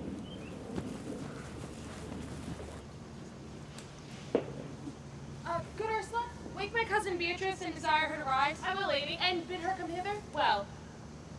Troth, I think your other rabato were better. No, pray thee, good Meg, I'll wear this. But my troth's not so good, and I warrant your cousin will say so. My cousin is a fool, and thou art another. I'll wear none but this. Well, I like the new tire with an excellency, though the hair were thought browner. And your gown's a most rare fashion, I think. I saw the Duchess of Milan's gown that they praise so. Oh, that exceeds, they say. Oh, by my troth, but a nightgown in respect of yours. Cloth of gold and cuts, and laced with silver, and set with pearls, and down sleeves and side sleeves, and skirts around underborn with a bluish tinsel. But for a fine, quaint, graceful, excellent gown, yours is worth 10 on it. God give me joy to wear it, for my heart is exceeding heavy. Will be heavier soon by the weight of a man. Fie upon thee, art not ashamed? Of what, lady? Of speaking honorably? Is not marriage honorable in a beggar? Is not your lord honorable without marriage? I think you'll have me say, saving your reverence, a husband. And bad thinking, rest true speaking, I'll offend nobody. Is there any harm for the heavier the husband? None, I think. And it be the right husband and the right wife, otherwise 'tis light and not heavy. Ah, ask my lady Beatrice, else here she comes. Good morrow, cuz. Good morrow, sweet hero. How now, do you speak in the sick tune? I am out of all other tune, methinks. Oh, well, clasped into light of love, that goes without a burden. Do you sing it and I'll dance it. Do you light of love with your heels? Well, then, if your husband have stables enough, you'll see he shall lack no barns. Illegitimate construction, I scorn that with my heels. 'Tis almost 5 o'clock, cousin. 'Tis time you were ready. By my troth, I am exceedingly ill. Hey ho! For a hawk, a horse, or a husband? For the letter that begins them all. H. Well, you be turned Turk. There's no more sailing by the star. What means the fool, trow? Nothing, but God send everyone their heart's desires. These gloves the Count sent me. They're an excellent perfume. I'm stuffed, cousin. I cannot smell. Ah, maiden stuff. Now there's good catching of a cold. Oh, God help me. God help me. How long have you professed apprehension? Ever since you left it. Doth not my wit become me rarely? It is not seen enough. You should wear it in your cap. By my troth, I am sick. Get you some of this distilled Cardus Benedictus and lay it to your heart. It is the only thing for a qualm. There thou prickest her with a thistle. Benedictus. Why Benedictus? You have some moral in this Benedictus? Moral? No, by my troth, I have no moral meaning. I mean plain holy thistle. You may think perchance that I think you are in love. Nay, by your lady, I am not such a fool to think what I list, nor I list not to think what I can, and nor indeed I cannot think. If I were to think my heart out of thinking that you are in love, or that you will be in love, or that you can be in love, yet Benedict was such another, and now he has become a man. He swore he would never marry, and yet now in despite of his heart he eats his meat without grudging. And how you may be converted I know not, but methinks you look with your eyes as other women do. What pace is this that thy tongue keeps? Not a false gallop. Madam, withdraw. The prince, the count, Signor Benedict, Don John, and all the gallants of the town are come to fetch you to church. Help to dress me, good cuz, good Meg, good Ursula.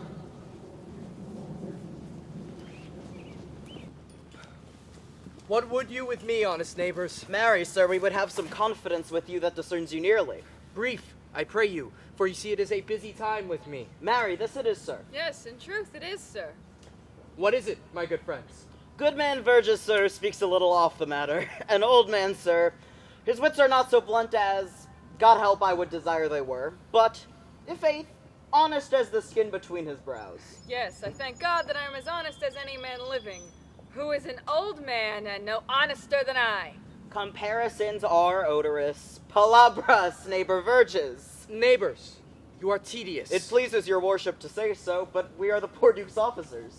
And truly, for mine own part, if I were as tedious as a king, I could find it in my heart to bestow it all of your worship. All thy tediousness on me, huh? Yea, and 'twere 1,000 pound more than 'tis. For I hear as good exclamation on your worship as of any man in the city. And though I am but a poor man, I am glad to hear it. And so am I. I would fain know what it is you have to say. Marry, sir, our watch tonight, accepting your worship's presence, had ta'en a couple of as errant knaves as any in Messina. A good old man, sir, he will be talking. As they say, when the age is in, the wit is out. God help us, it is a world to see. Well said, if faith, neighbor Verges.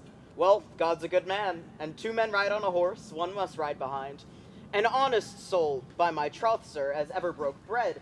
But God is to be worshipped, all men are not alike. Alas, good neighbor. Indeed, neighbor, he comes too short of you. Gifts that God gives. I must leave you. 1 word, sir. Our watch, sir, hath comprehended 2 auspicious persons, and we would this morning have them tried before your worship. Take their examination yourself, and then bring them me. I am now in great haste, as it may appear unto you. It shall be suffrages. Drink some wine. Ere you go, fare you well. My lord, they stand for you to give your daughter to her husband. I'll wait upon them. I am ready. Go, good partner, go. Get you to Francis Seacole. Bid him bring his pen and inkhorn to the jail. We are now to examination these men. And we must do it wisely. We will spare for no wit, I warrant you. There's that shall drive some of them to a non-cum. Only get the learned writer to set down our excommunication and meet me at the jail.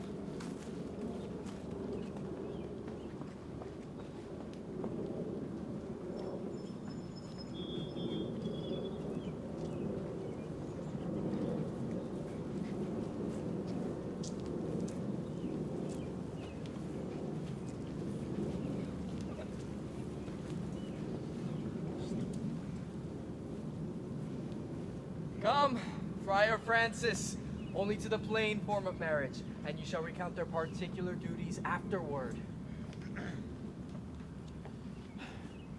You come hither, my lord, to marry this lady? No. To be married to her, Friar. You come to marry her. Lady, you come hither to be married to this count? I do. If either of you know any inward impediment why you should not be conjoined, charge you on your souls to utter it. Know you any, hero? None, my lord. Know you any, Count? I dare make his answer. None. What men dare do, what men may do, what men daily do, not knowing what they do. How now? Interjections. Why then, some be of laughing as... Stand me by, cry. Father, by your leave, will you with free and unconstrained soul give me this maid, your daughter? As freely, son, as God did give her me. And what have I to give back whose worth may counterpoise this rich and precious gift? Nothing, unless you render her again. Sweet prince, you lend me noble thankfulness. There, Leonardo, take her back again. Give not this rotten orange to your friend. She is but the sign and semblance of her honor. Behold, how like a maid she blushes here. What authority and show of truth can cunning sin cover itself withal? Comes not that blood as modest evidence to witness simple virtue? Would you not swear, all you that see her, that she were a maid by these exterior shows? But she is none. She knows the heat of a luxurious bed. Her blush is guiltiness, not modesty. What do you mean, my lord? Not to be married. Not to knit my soul to an approved wanton. If you, my lord, in your own proof have vanquished the resistance of her youth and made defeat of her virginity... I know what you would say. That I have known her. You will say that she did embrace me as a husband, and so extenuate the forehand sin. No, Leonardo. I never tempted her with word too large, but as a brother to his sister showed bashful sincerity and comely love. And seemed I ever otherwise to you? Out on thee seeming. I will run against it.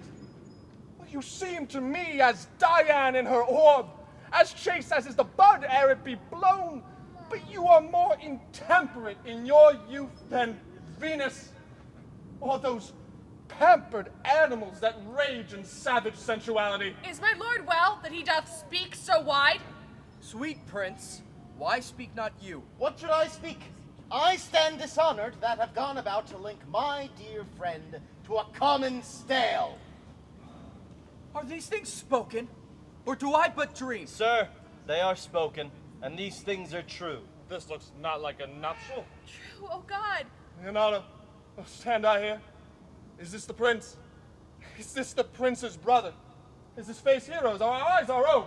All this is so, but what of this, my lord? Let me but move one question to your daughter, and by that fatherly and kindly power that you hold in her, bid her answer truly. I charge thee do so, as thou art my child. Oh, God defend me. How am I beset? What kind of catch-sizing call you this? To make you answer truly to your name. Is it not Hero?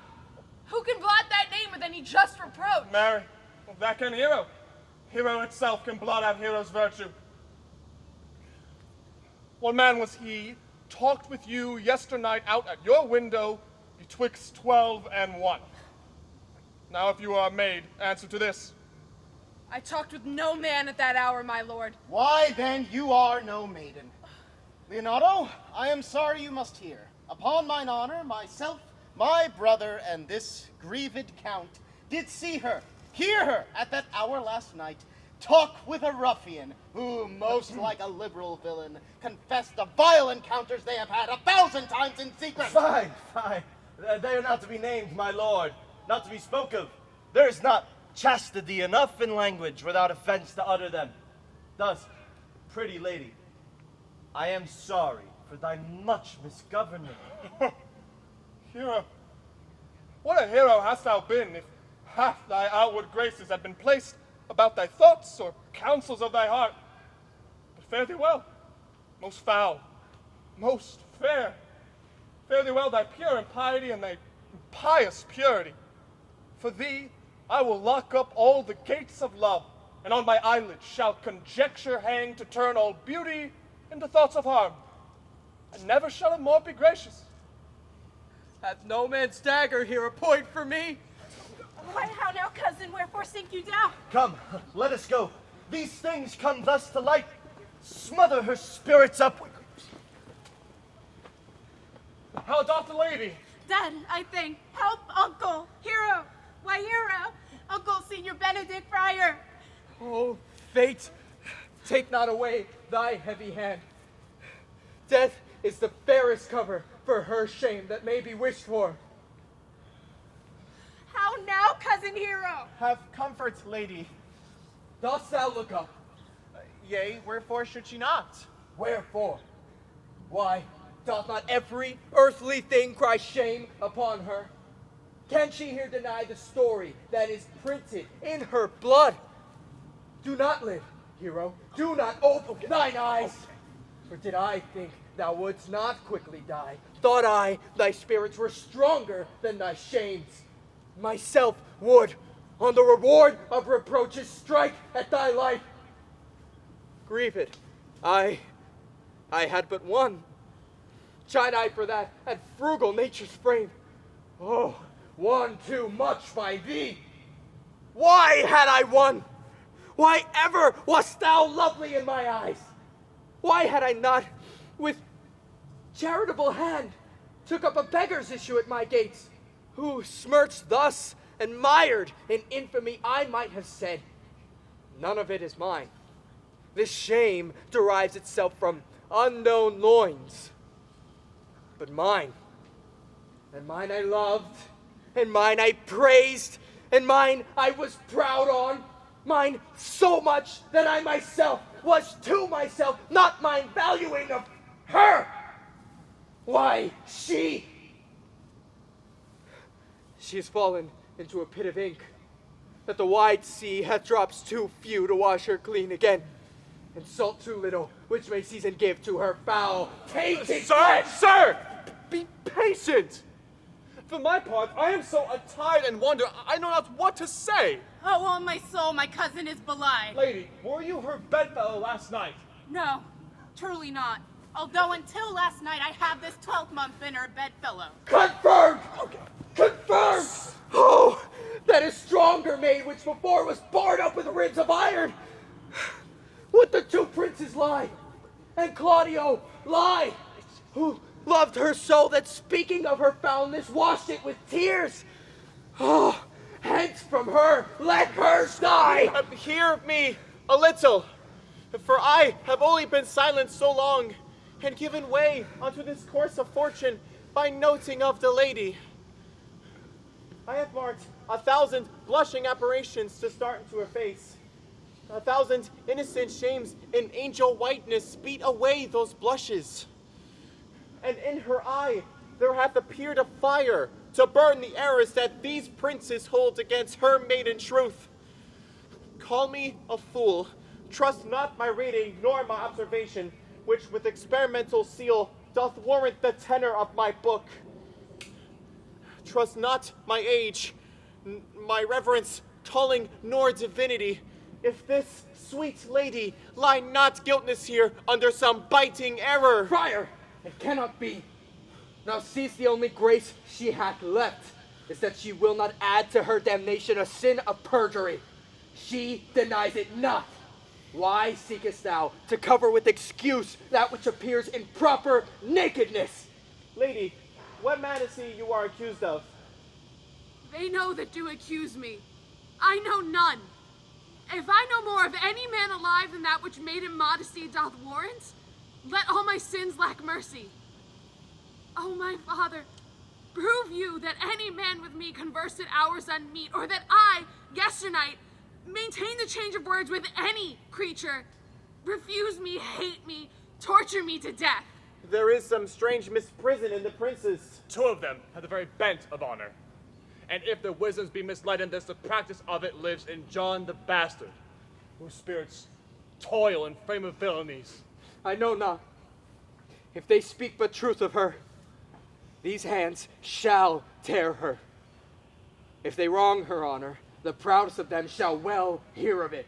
Time hath not yet so dried this blood of mine, nor age so eat up my invention, nor fortune make such havoc of my means, nor my bad life reft me so much of friends.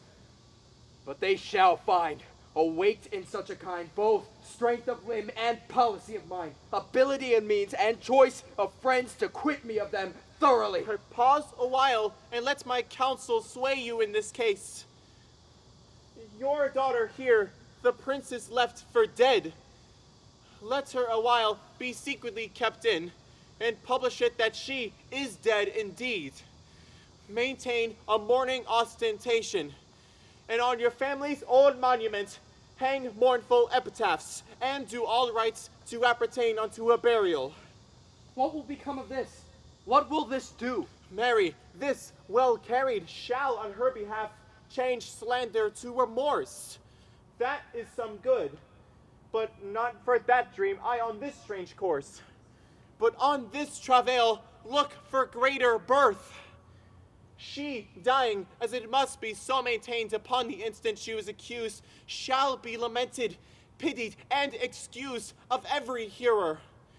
For it so falls out that what we have we prize not to the worth whilst we enjoy it.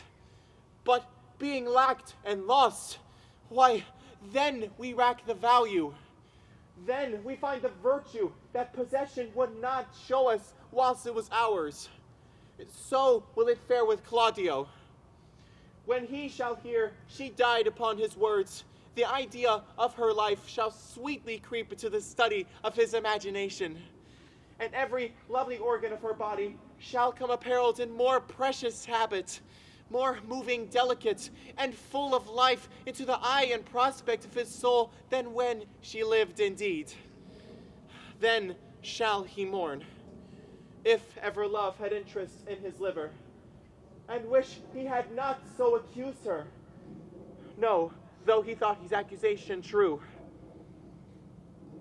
Let this be so, and doubt not but success will fashion the event in better shape than I can lay it down in likelihood. But if all aim but this be levelled false, the supposition of the lady's death will quench the wonder of her infamy, and if it sort not well, you may conceal her, as best befits her wounded reputation, in some reclusive and religious life, out of all eyes, tongues, minds, and injuries. Signor Leonato, let the friar advise you. And though you know my inwardness and love is very much unto the prince and Claudio, yet, by mine honor, I will deal in this as secretly and justly as your soul should with your body. Being that I flow in grief, smallest twine may lead me. 'Tis well consented. Present thee away, for to strange sores strangely they strain the cure. Come, lady, die to live. This wedding day perhaps is but prolonged. Have patience and endure.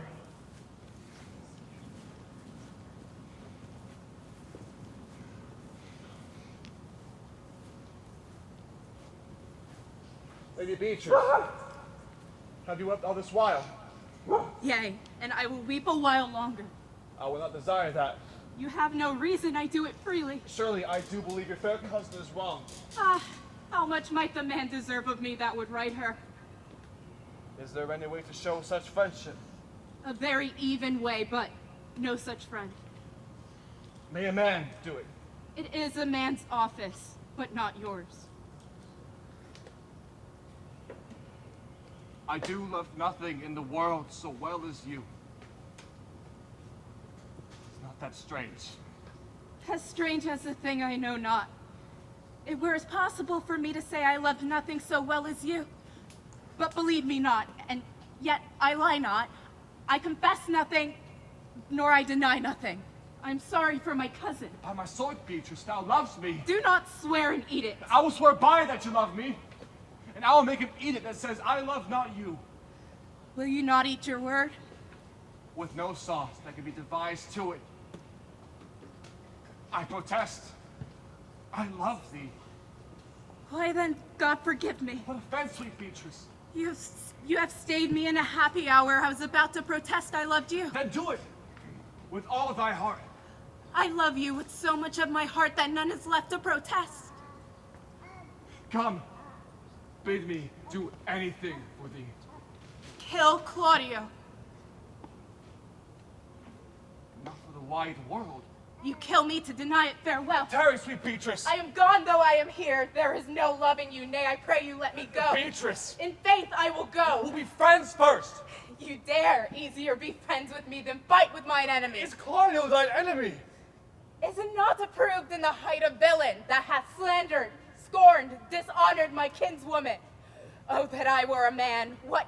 Bear her in hand until they come to take hands, and then, with public accusation, uncovered slander, unmitigated rancor, oh God, that I were a man, I would eat his heart in the marketplace. Hear me, Beatrice. Talk with a man out at a window, a proper saying. Nay, but Beatrice. Sweet hero, she is wronged, she is slandered, she is undone. Beatrice. Princes and counties, surely a princely testimony, a goodly count.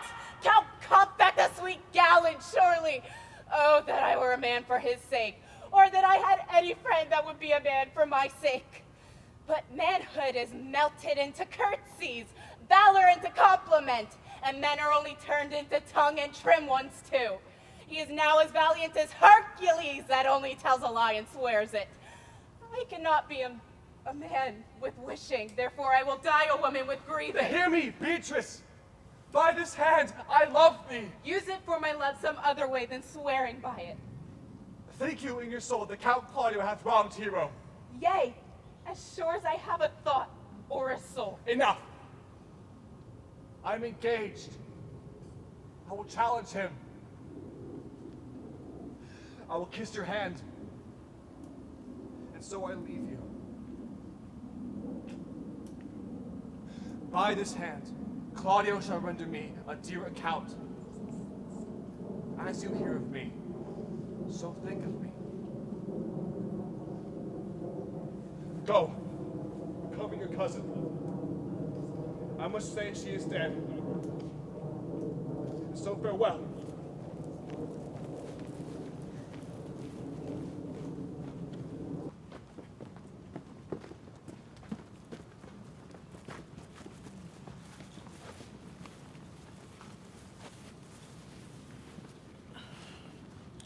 Is our whole assembly appeared? Oh, still on the cushion for the sexton. Which be the malefactors? Mary, that am I, and my partner. Nay, that's certain. We have the exhibition to examine. But which are the offenders that are to be examined? Let them come before Master Constable. Yea, Mary, let them come before me. What is your name, friend? Borachio. Pray write down Borachio.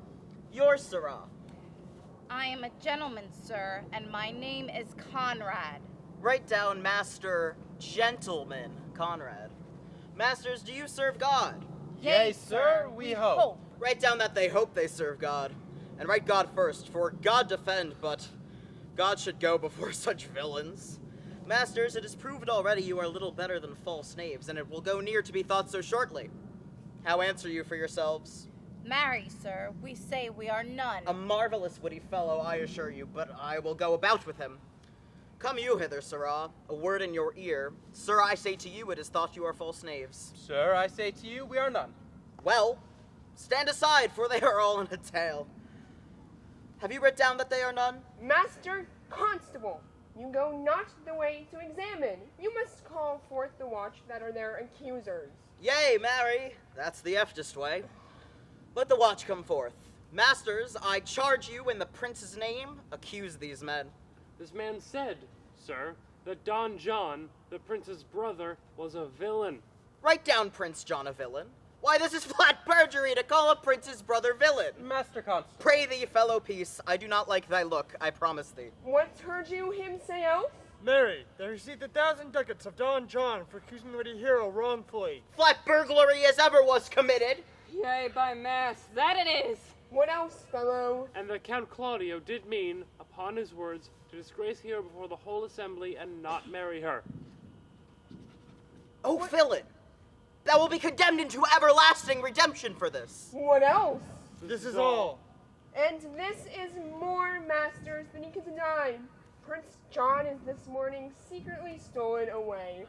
Hero was in this manner accused, in this very manner refused, and upon the grief of this, suddenly died. Master Constable, let these men be bound and brought to Leonato's. I will go before and show him their examination. Come, let them be opinioned. Let them be in the hand. Off, coxcomb. God's my life! Where's the sexton? Let him write down the prince's officer, coxcomb. Come, bind them. Thou naughty varlet. Away. You are an ass. You are an ass. Dost thou not suspect my place? Dost thou not suspect my years? Oh, that you were here to write me down an ass! But masters, remember that I am an ass. Though it be not written down, yet forget not that I am an ass. No, thou villain, thou art full of piety, as shall be proved upon thee by good witness. I am a wise fellow, and which is more an officer, and which is more a householder, and which is more as pretty piece of flesh as any in Messina. And one that knows the law, go to, and a rich fellow enough, go to, and a fellow that hath had losses, and one that hath 2 gowns, and everything handsome about him. Bring him away. Oh, that I had been writ down an ass.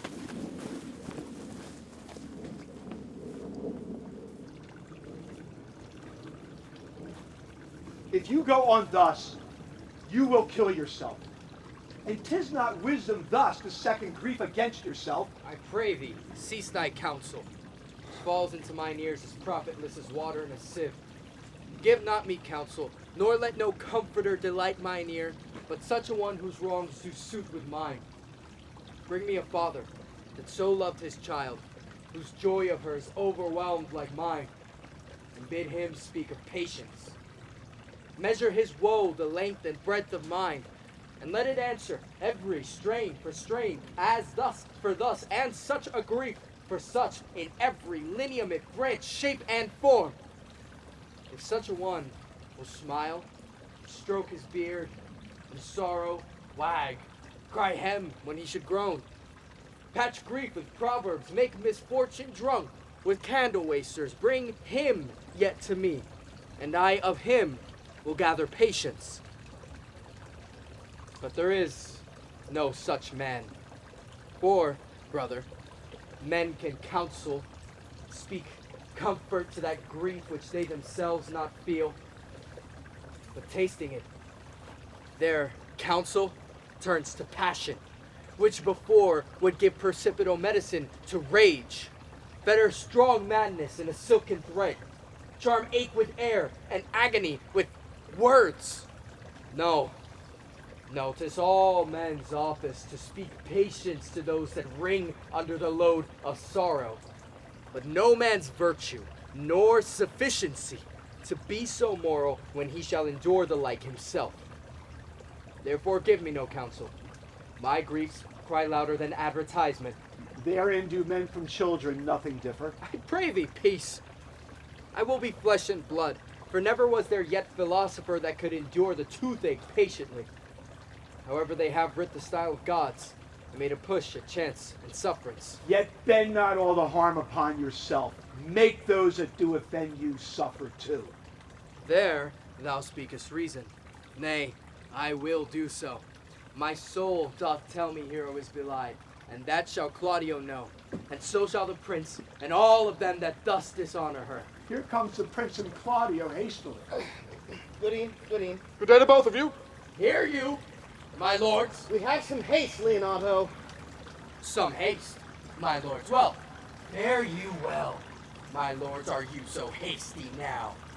Well, all is one. Nay, do not quarrel with us, good old man. If he could right himself with quarreling, some of us would lie low. Who wrongs him? Marry, thou dost wrong me, thou dissembler, thou. Nay, never lay thy hand on thy sword, I fear thee not. Oh, Mary, will beshrew my hand if it should give your age such cause of fear. In faith, my hand meant nothing to my sword. Tush, man, never fleer in jested me. I speak not like a dotard, nor a fool, as under privilege of age, to brag at what I have done being young, or what would do, were I not old. No, Claudio, to thy head. Thou hast so wronged my innocent child and me, that I am forced to lay my reverence by, and with gray hairs and bruise of many days do challenge thee to trial of a man. I say, thou hast belied mine innocent child. Thy slander hath gone through and through her heart, and she lies buried with her ancestors. Oh, in a tomb where never scandal slept, save this of hers, framed by thy villainy. My villainy. Thine, Claudio! Thine, I say! You say not right, old man. My lord, I'll prove it on his body if he dare. Despite his nice fence and his active practice, his May of youth and his bloom of lustihood. Oh, wait. I will not have to do with you. Canst thou so doff me? Thou hast killed my child. If thou killst me, boy, thou shalt kill a man. He shall kill 2 of us, and men indeed. But that's no matter. Let him kill one first. Win me or wear me. Let him answer me. Come, boy. Come, follow me, sir boy. Come, sir boy, follow me. I'll whip you from your foining fence. Nay, as I am a gentleman, I will. Brother. Content yourself. God knows I love my niece, and she is dead. Slandered to death by villains that dare as well answer a man, indeed, as I dare take a serpent by the tongue. Boys, braggarts, jacks, milksops. Brother Antony, hold you content. What, man?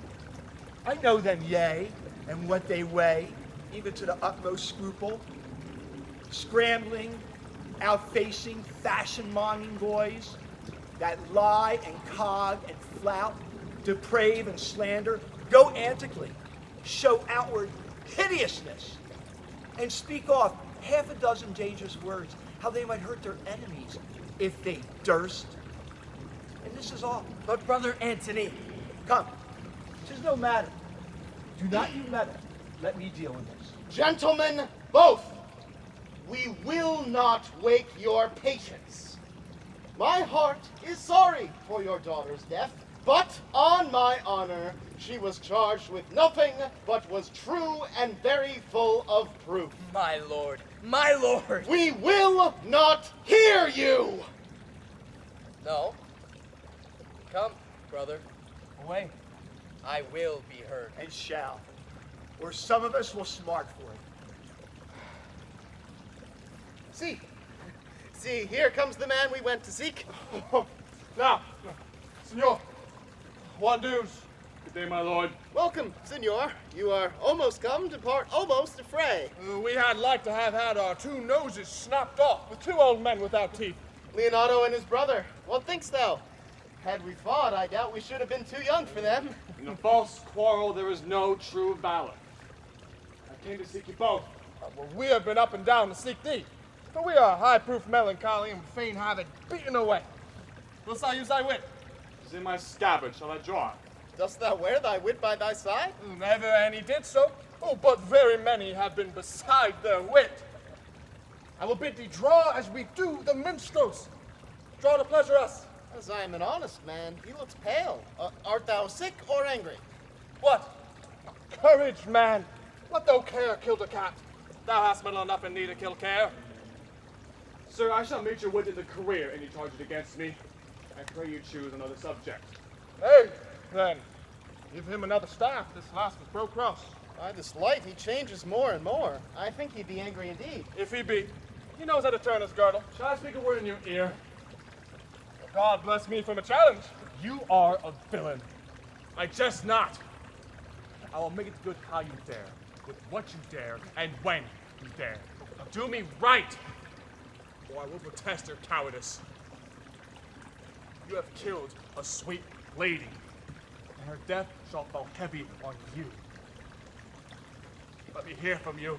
Well, I will meet you, so that I may have good cheer. What? A feast? A feast? In faith, I thank him. He hath bidden me to a calf's head and a capon, the which if I do not carve most curiously, say my knife's not. Shall I not find a woodcock too? Sir, your wit ambles well. It goes easily. I'll tell thee how Beatrice praised thy wit the other day. I said thou hadst a fine wit. True, said she, a fine little one. Nay, said I, a great wit. Right, said she, a great gross one. No, said I, a good wit. Just, said she, it hurts nobody. Nay, said I, the gentleman is wise. Right, said she, a wise gentleman. Nay, said I, he hath the tongues. That I believe, said she, for he swore a thing to me on Monday night, which he forswore on Tuesday morning. There's the double tongue, there's two tongues. Thus did she an hour together trend-shape thy particular virtues. Yet, at last, she concluded, with a sigh, thou wast the properest man in Italy. For the which she wept heartily, and said she cared not. Yea, that she did. But yet, for all that, and if she did not hate him deadly, she'd love him dearly. The old man's daughter told us all. Oh, and moreover, God saw him when he was hid in the garden. But when shall we set the savage bull's horns on the sensible Benedict's head? Yea, and text underneath. Here dwells Benedict, the married man. Fare you well. Boy, you know my mind. I will leave you now to your gossip-like humor. You break jests as braggarts do their blades, which, God be thanked, are not. My lord, for your many courtesies, I thank you. I must discontinue your company.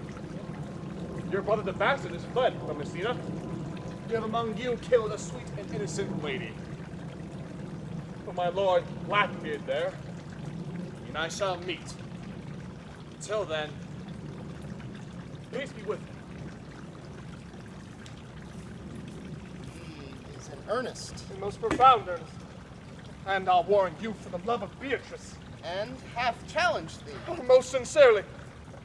What a pretty thing man is when he goes in his doublet and hose and leaves off his wit. He is then a giant to an ape, but then is an ape a doctor to such a man. But, soft you, let me be. Pluck up my heart and be sad. Did he not say my brother was fled? Come you, sir. If justice cannot tame you, she shall ne'er weigh more reasons in her balance. How now? Two of my brother's men bound? Ratio one? Hearken after their offense, my lord. Officers, what offense have these men done? Marry, sir, they have committed false report. Secondarily, moreover, they have spoken untruths. Secondarily, they are slanders. Sixth and lastly, they have belied a lady. Thirdly, they have verified unjust things. And to conclude, they are lying knaves. First, I ask thee what they have done. Thirdly, I ask thee what's their offense. Sixth and lastly, what you lay to their charge. And to conclude, why they are committed. Rightly reasoned, and in his own division. And by my troth, there's one meaning well suited. Who have you offended, masters, that you are thus bound to your answer? This learned constable is too cunning to be understood. What's your offense? Sweet prince, let me go no farther to mine answer. Do you hear me? And let this count kill me.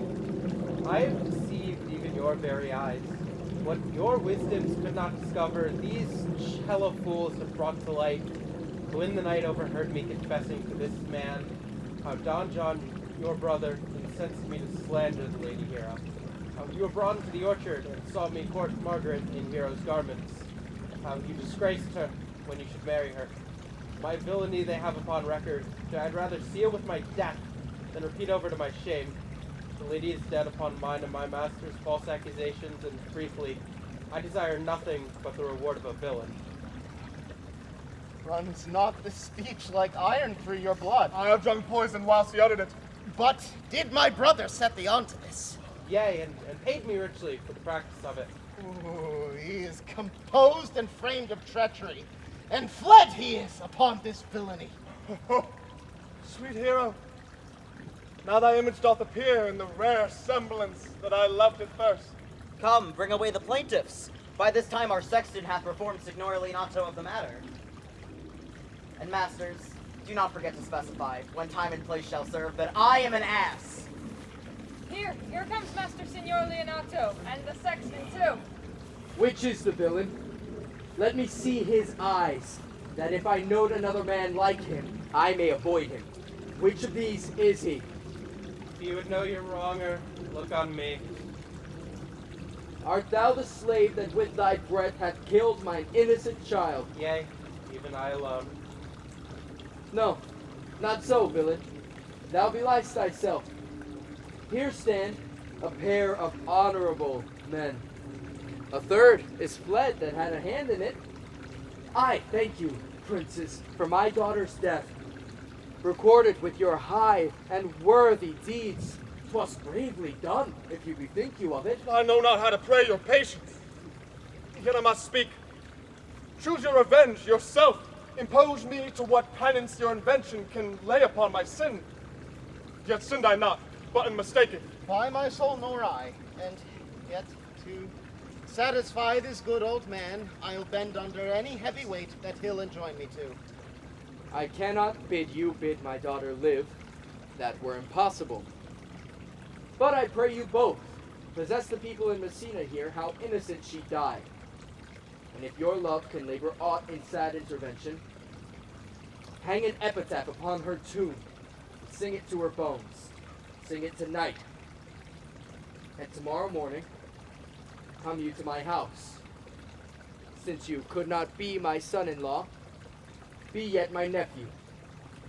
My brother hath a child almost a copy of my daughter that's dead, and she alone is heir to both of us.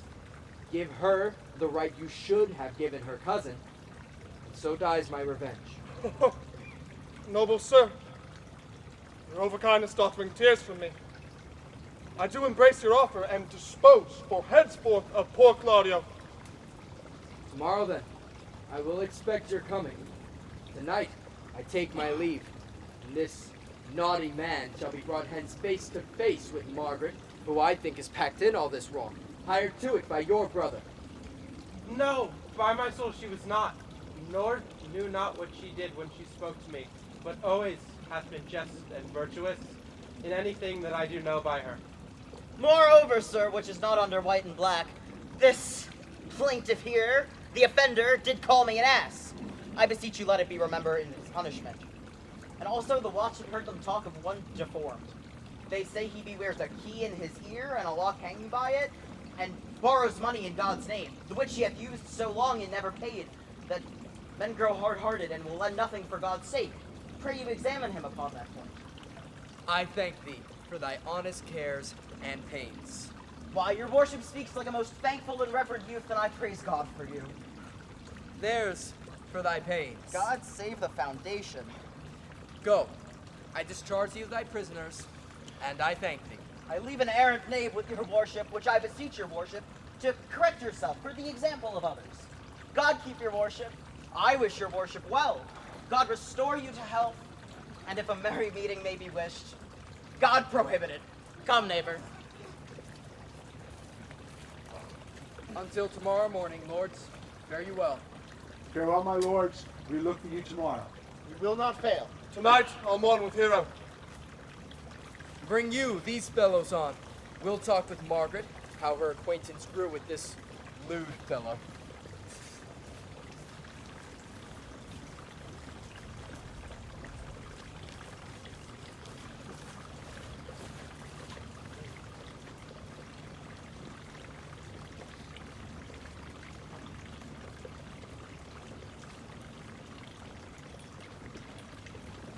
Pray thee, sweet Mistress Margaret, deserve well in my hands by helping me to this beach of beaches. Will you then write me a sonnet in praise of my beauty? In so high a style, Margaret, that no man living shall come over it. For in most comely truth, thou deservest it. To have no man come over me? Why shall I always keep below stairs? Thy wit is as quick as the greyhound's mouth. It catches. And yours is as blunt as Spencer's foils, which hit but hurt not. Our most manly wit, Margaret, it will not hurt a woman. And so, I pray thee, call peers. I give thee the bucklers. Give us the swords. We have bucklers of our own. If you use them, Margaret, you must put in the pikes with a vice. And they are dangerous weapons for maids. Well, I will call Beatrice to you, who I think hath legs. And therefore will come.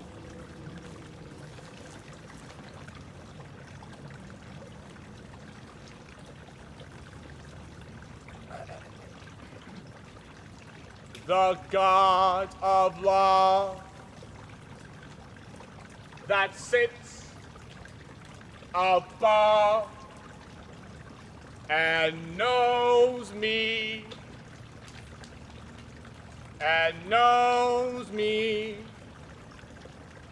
how pitiful I deserve. I'm mean in singing, but in loving. Leander, the good swimmer. Troilus, the first employer of panders, and a whole bookful of these quondam carpet mongers, whose names yet run smoothly in the even road of a blank verse. Why, they were never so truly turned over and over as my poor self in love. Mary, I cannot show it in rhyme. I have tried. I can find out no rhyme to lady but baby. An innocent rhyme. For scorn. Horn. A hard rhyme. For school. Fool. A babbling rhyme. Very ominous endings. No, I was not born under a rhyming planet, nor I cannot woo in festival terms. Sweet Beatrice, wouldst thou come when I called thee? Yea, senor, and depart when you bid me. Oh, stay, but till then. Then is spoken. Fare you well now. And yet, ere I go, let me go with that I came for, which is with knowing what hath passed between you and Claudio. Only foul words. And thereupon, I will kiss thee. Foul words is but foul wind, and foul wind is but foul breath, and foul breath is noisome. Therefore I will depart unkissed. Thou hast frighted the word out of his right sense. So forcible is thy wit. But I must tell thee plainly, Claudio undergoes my challenge. And either I must shortly hear from him, or I will subscribe an account. And I pray thee now, tell me, for which of my bad parts didst thou first fall in love with me? For them all together, which maintain so politic a state of evil that they will not admit any good part to intermingle with them. But for which of my good parts did you first suffer love for me? Suffer love? A good epithet. I do suffer love indeed, for I love thee against my will. In spite of your heart, I think. Alas, poor heart. If you spite it for my sake, I will spite it for yours, for I will never love that which my friend hates. Thou and I are too wise to woo peaceably. It appears not in this confession. There is not one wise man among 20 that will praise himself. An old instance, Beatrice, that lived in the time of good neighbors. The man did not erect in this age his own tomb ere he dies. He shall live no longer a monument than the bell rings or the widow weeps. And how long is that, think you? Question. Why, an hour in clamor and a quarter in room. Therefore is it most expedient for the wise. If Don Worm, his conscience, find no impediment to the contrary, to be the trumpet of his own virtues, as I am to myself. So much for praising myself, who I myself will bear witness is praiseworthy. And now tell me, how doth your cousin? Very ill. And how do you? Very ill, too. Serve God. Love me. And men. But there will I leave you too, for here comes one in haste. Madam, you must come to your uncle. Yonder's old coil at home. It is proved my lady hero hath been falsely accused. The prince and Claudio mightily abused, and Don John is the author of all who is fled and gone. Will you come presently? Will you go hear this news, senor? I will live in thy heart, die in thy lap, and be buried in thy eyes. And moreover, I will go with you to thy uncle's.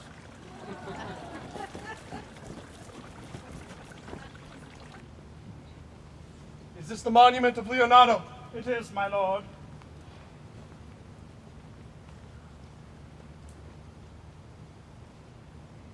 Done to death by slanderous tongues was the hero that here lies. Death, in guerdon of her wrongs, gives her fame which ever dies. So the life that died with shame lives in death with glorious fame. Hang thou there upon this tomb, praising her when I am dumb. Now music sound, and sing your solemn hymn. Ardent goddess of the night, those that slew thy virgin night, from the which with songs of woe, round about her tomb they go. Midnight assist our moan, help us to sigh and groan. Heavily, heavily, praise yawn and yield your dead, till death be uttered. Heavenly, heavenly, now unto thy bones good night. Yearly will I do this right. Good morrow, master. The wolves have prayed, and look, the gentle day before the wheels of Phoebus roundabout dapples the drowsy east with spots of gray. Thanks to you, and leave us. Fare you well. Good morrow, master. To your own way. Come, let us hence and put on other weeds, and then to Leonato's we will go. And Hymen now with faster issue speeds than this for whom we rendered up this woe.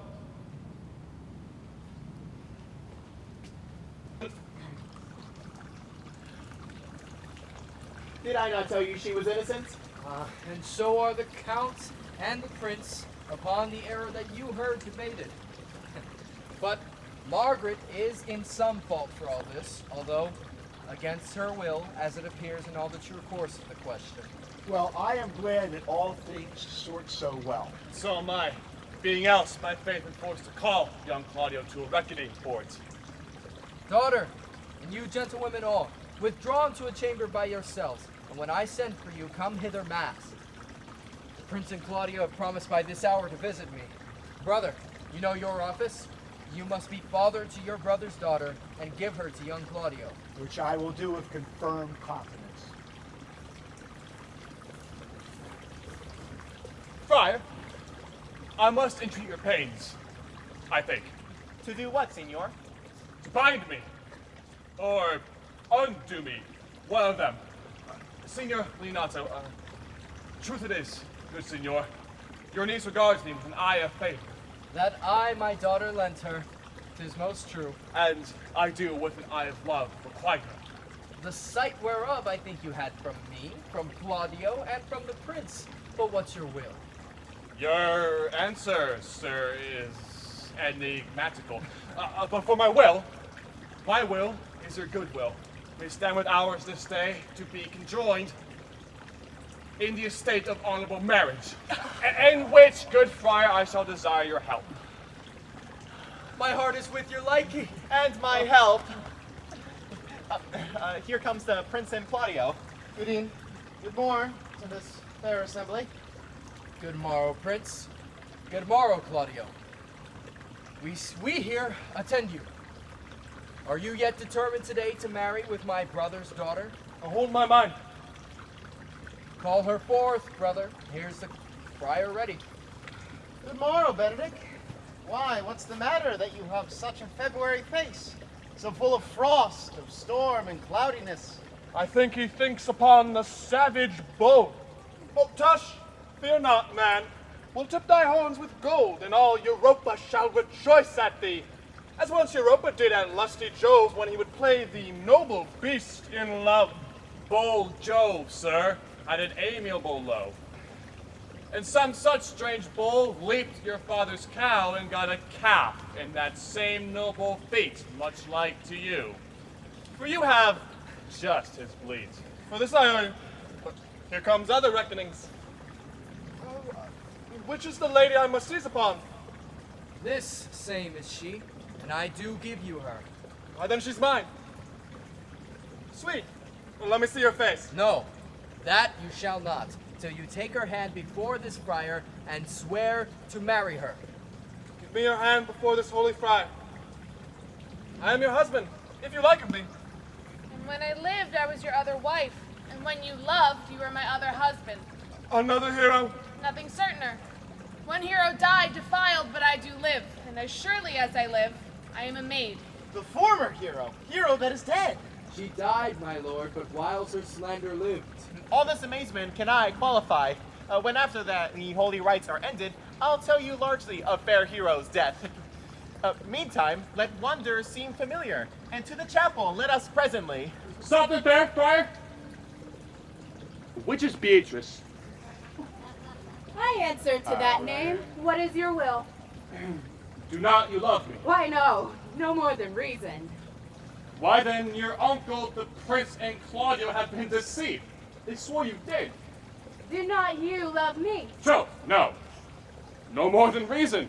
Why then my cousin Margaret and Ursula are much deceived, for they did swear you did. They swore that you were almost sick for me. They swore that you were well nigh dead for me. 'Tis no such matter. Then you do not love me. No, truly, but in friendly recompense. Come, cousin, I am sure you love the gentleman. And I'll be sworn upon that he loves her. For here's a paper, written in his hand, a halting sonnet of his own pure brain, fashioned to Beatrice. And here's another, written in my cousin's hand, stolen from her pocket, containing her affection unto Benedict.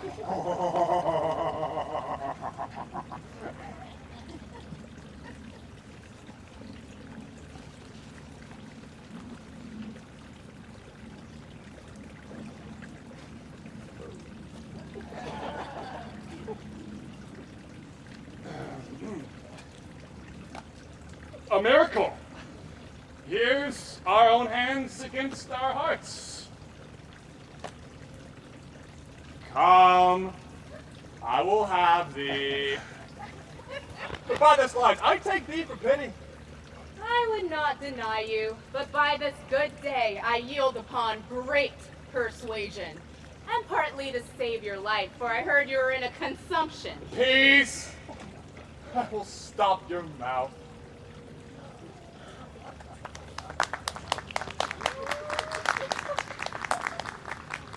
How dost thou, Benedict, the married man? I'll tell thee what, Prince. College of wit crackers cannot flout me out of my humor. Dost thou think I care for a satire or an epigram? No. If a man be beaten with brains, he shall wear nothing handsome about him. In brief, since I do purpose to marry, I will think nothing to any purpose that the world can say against it.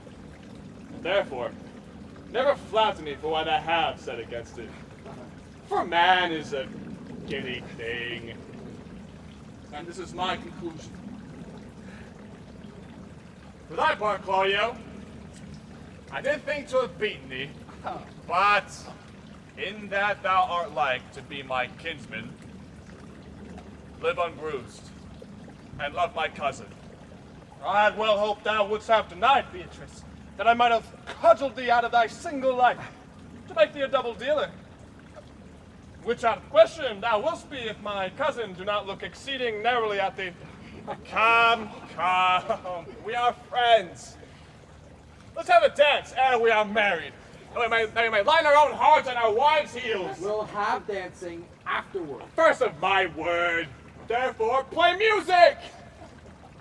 Prince, thou art sad. Get thee a wife. Get thee a wife.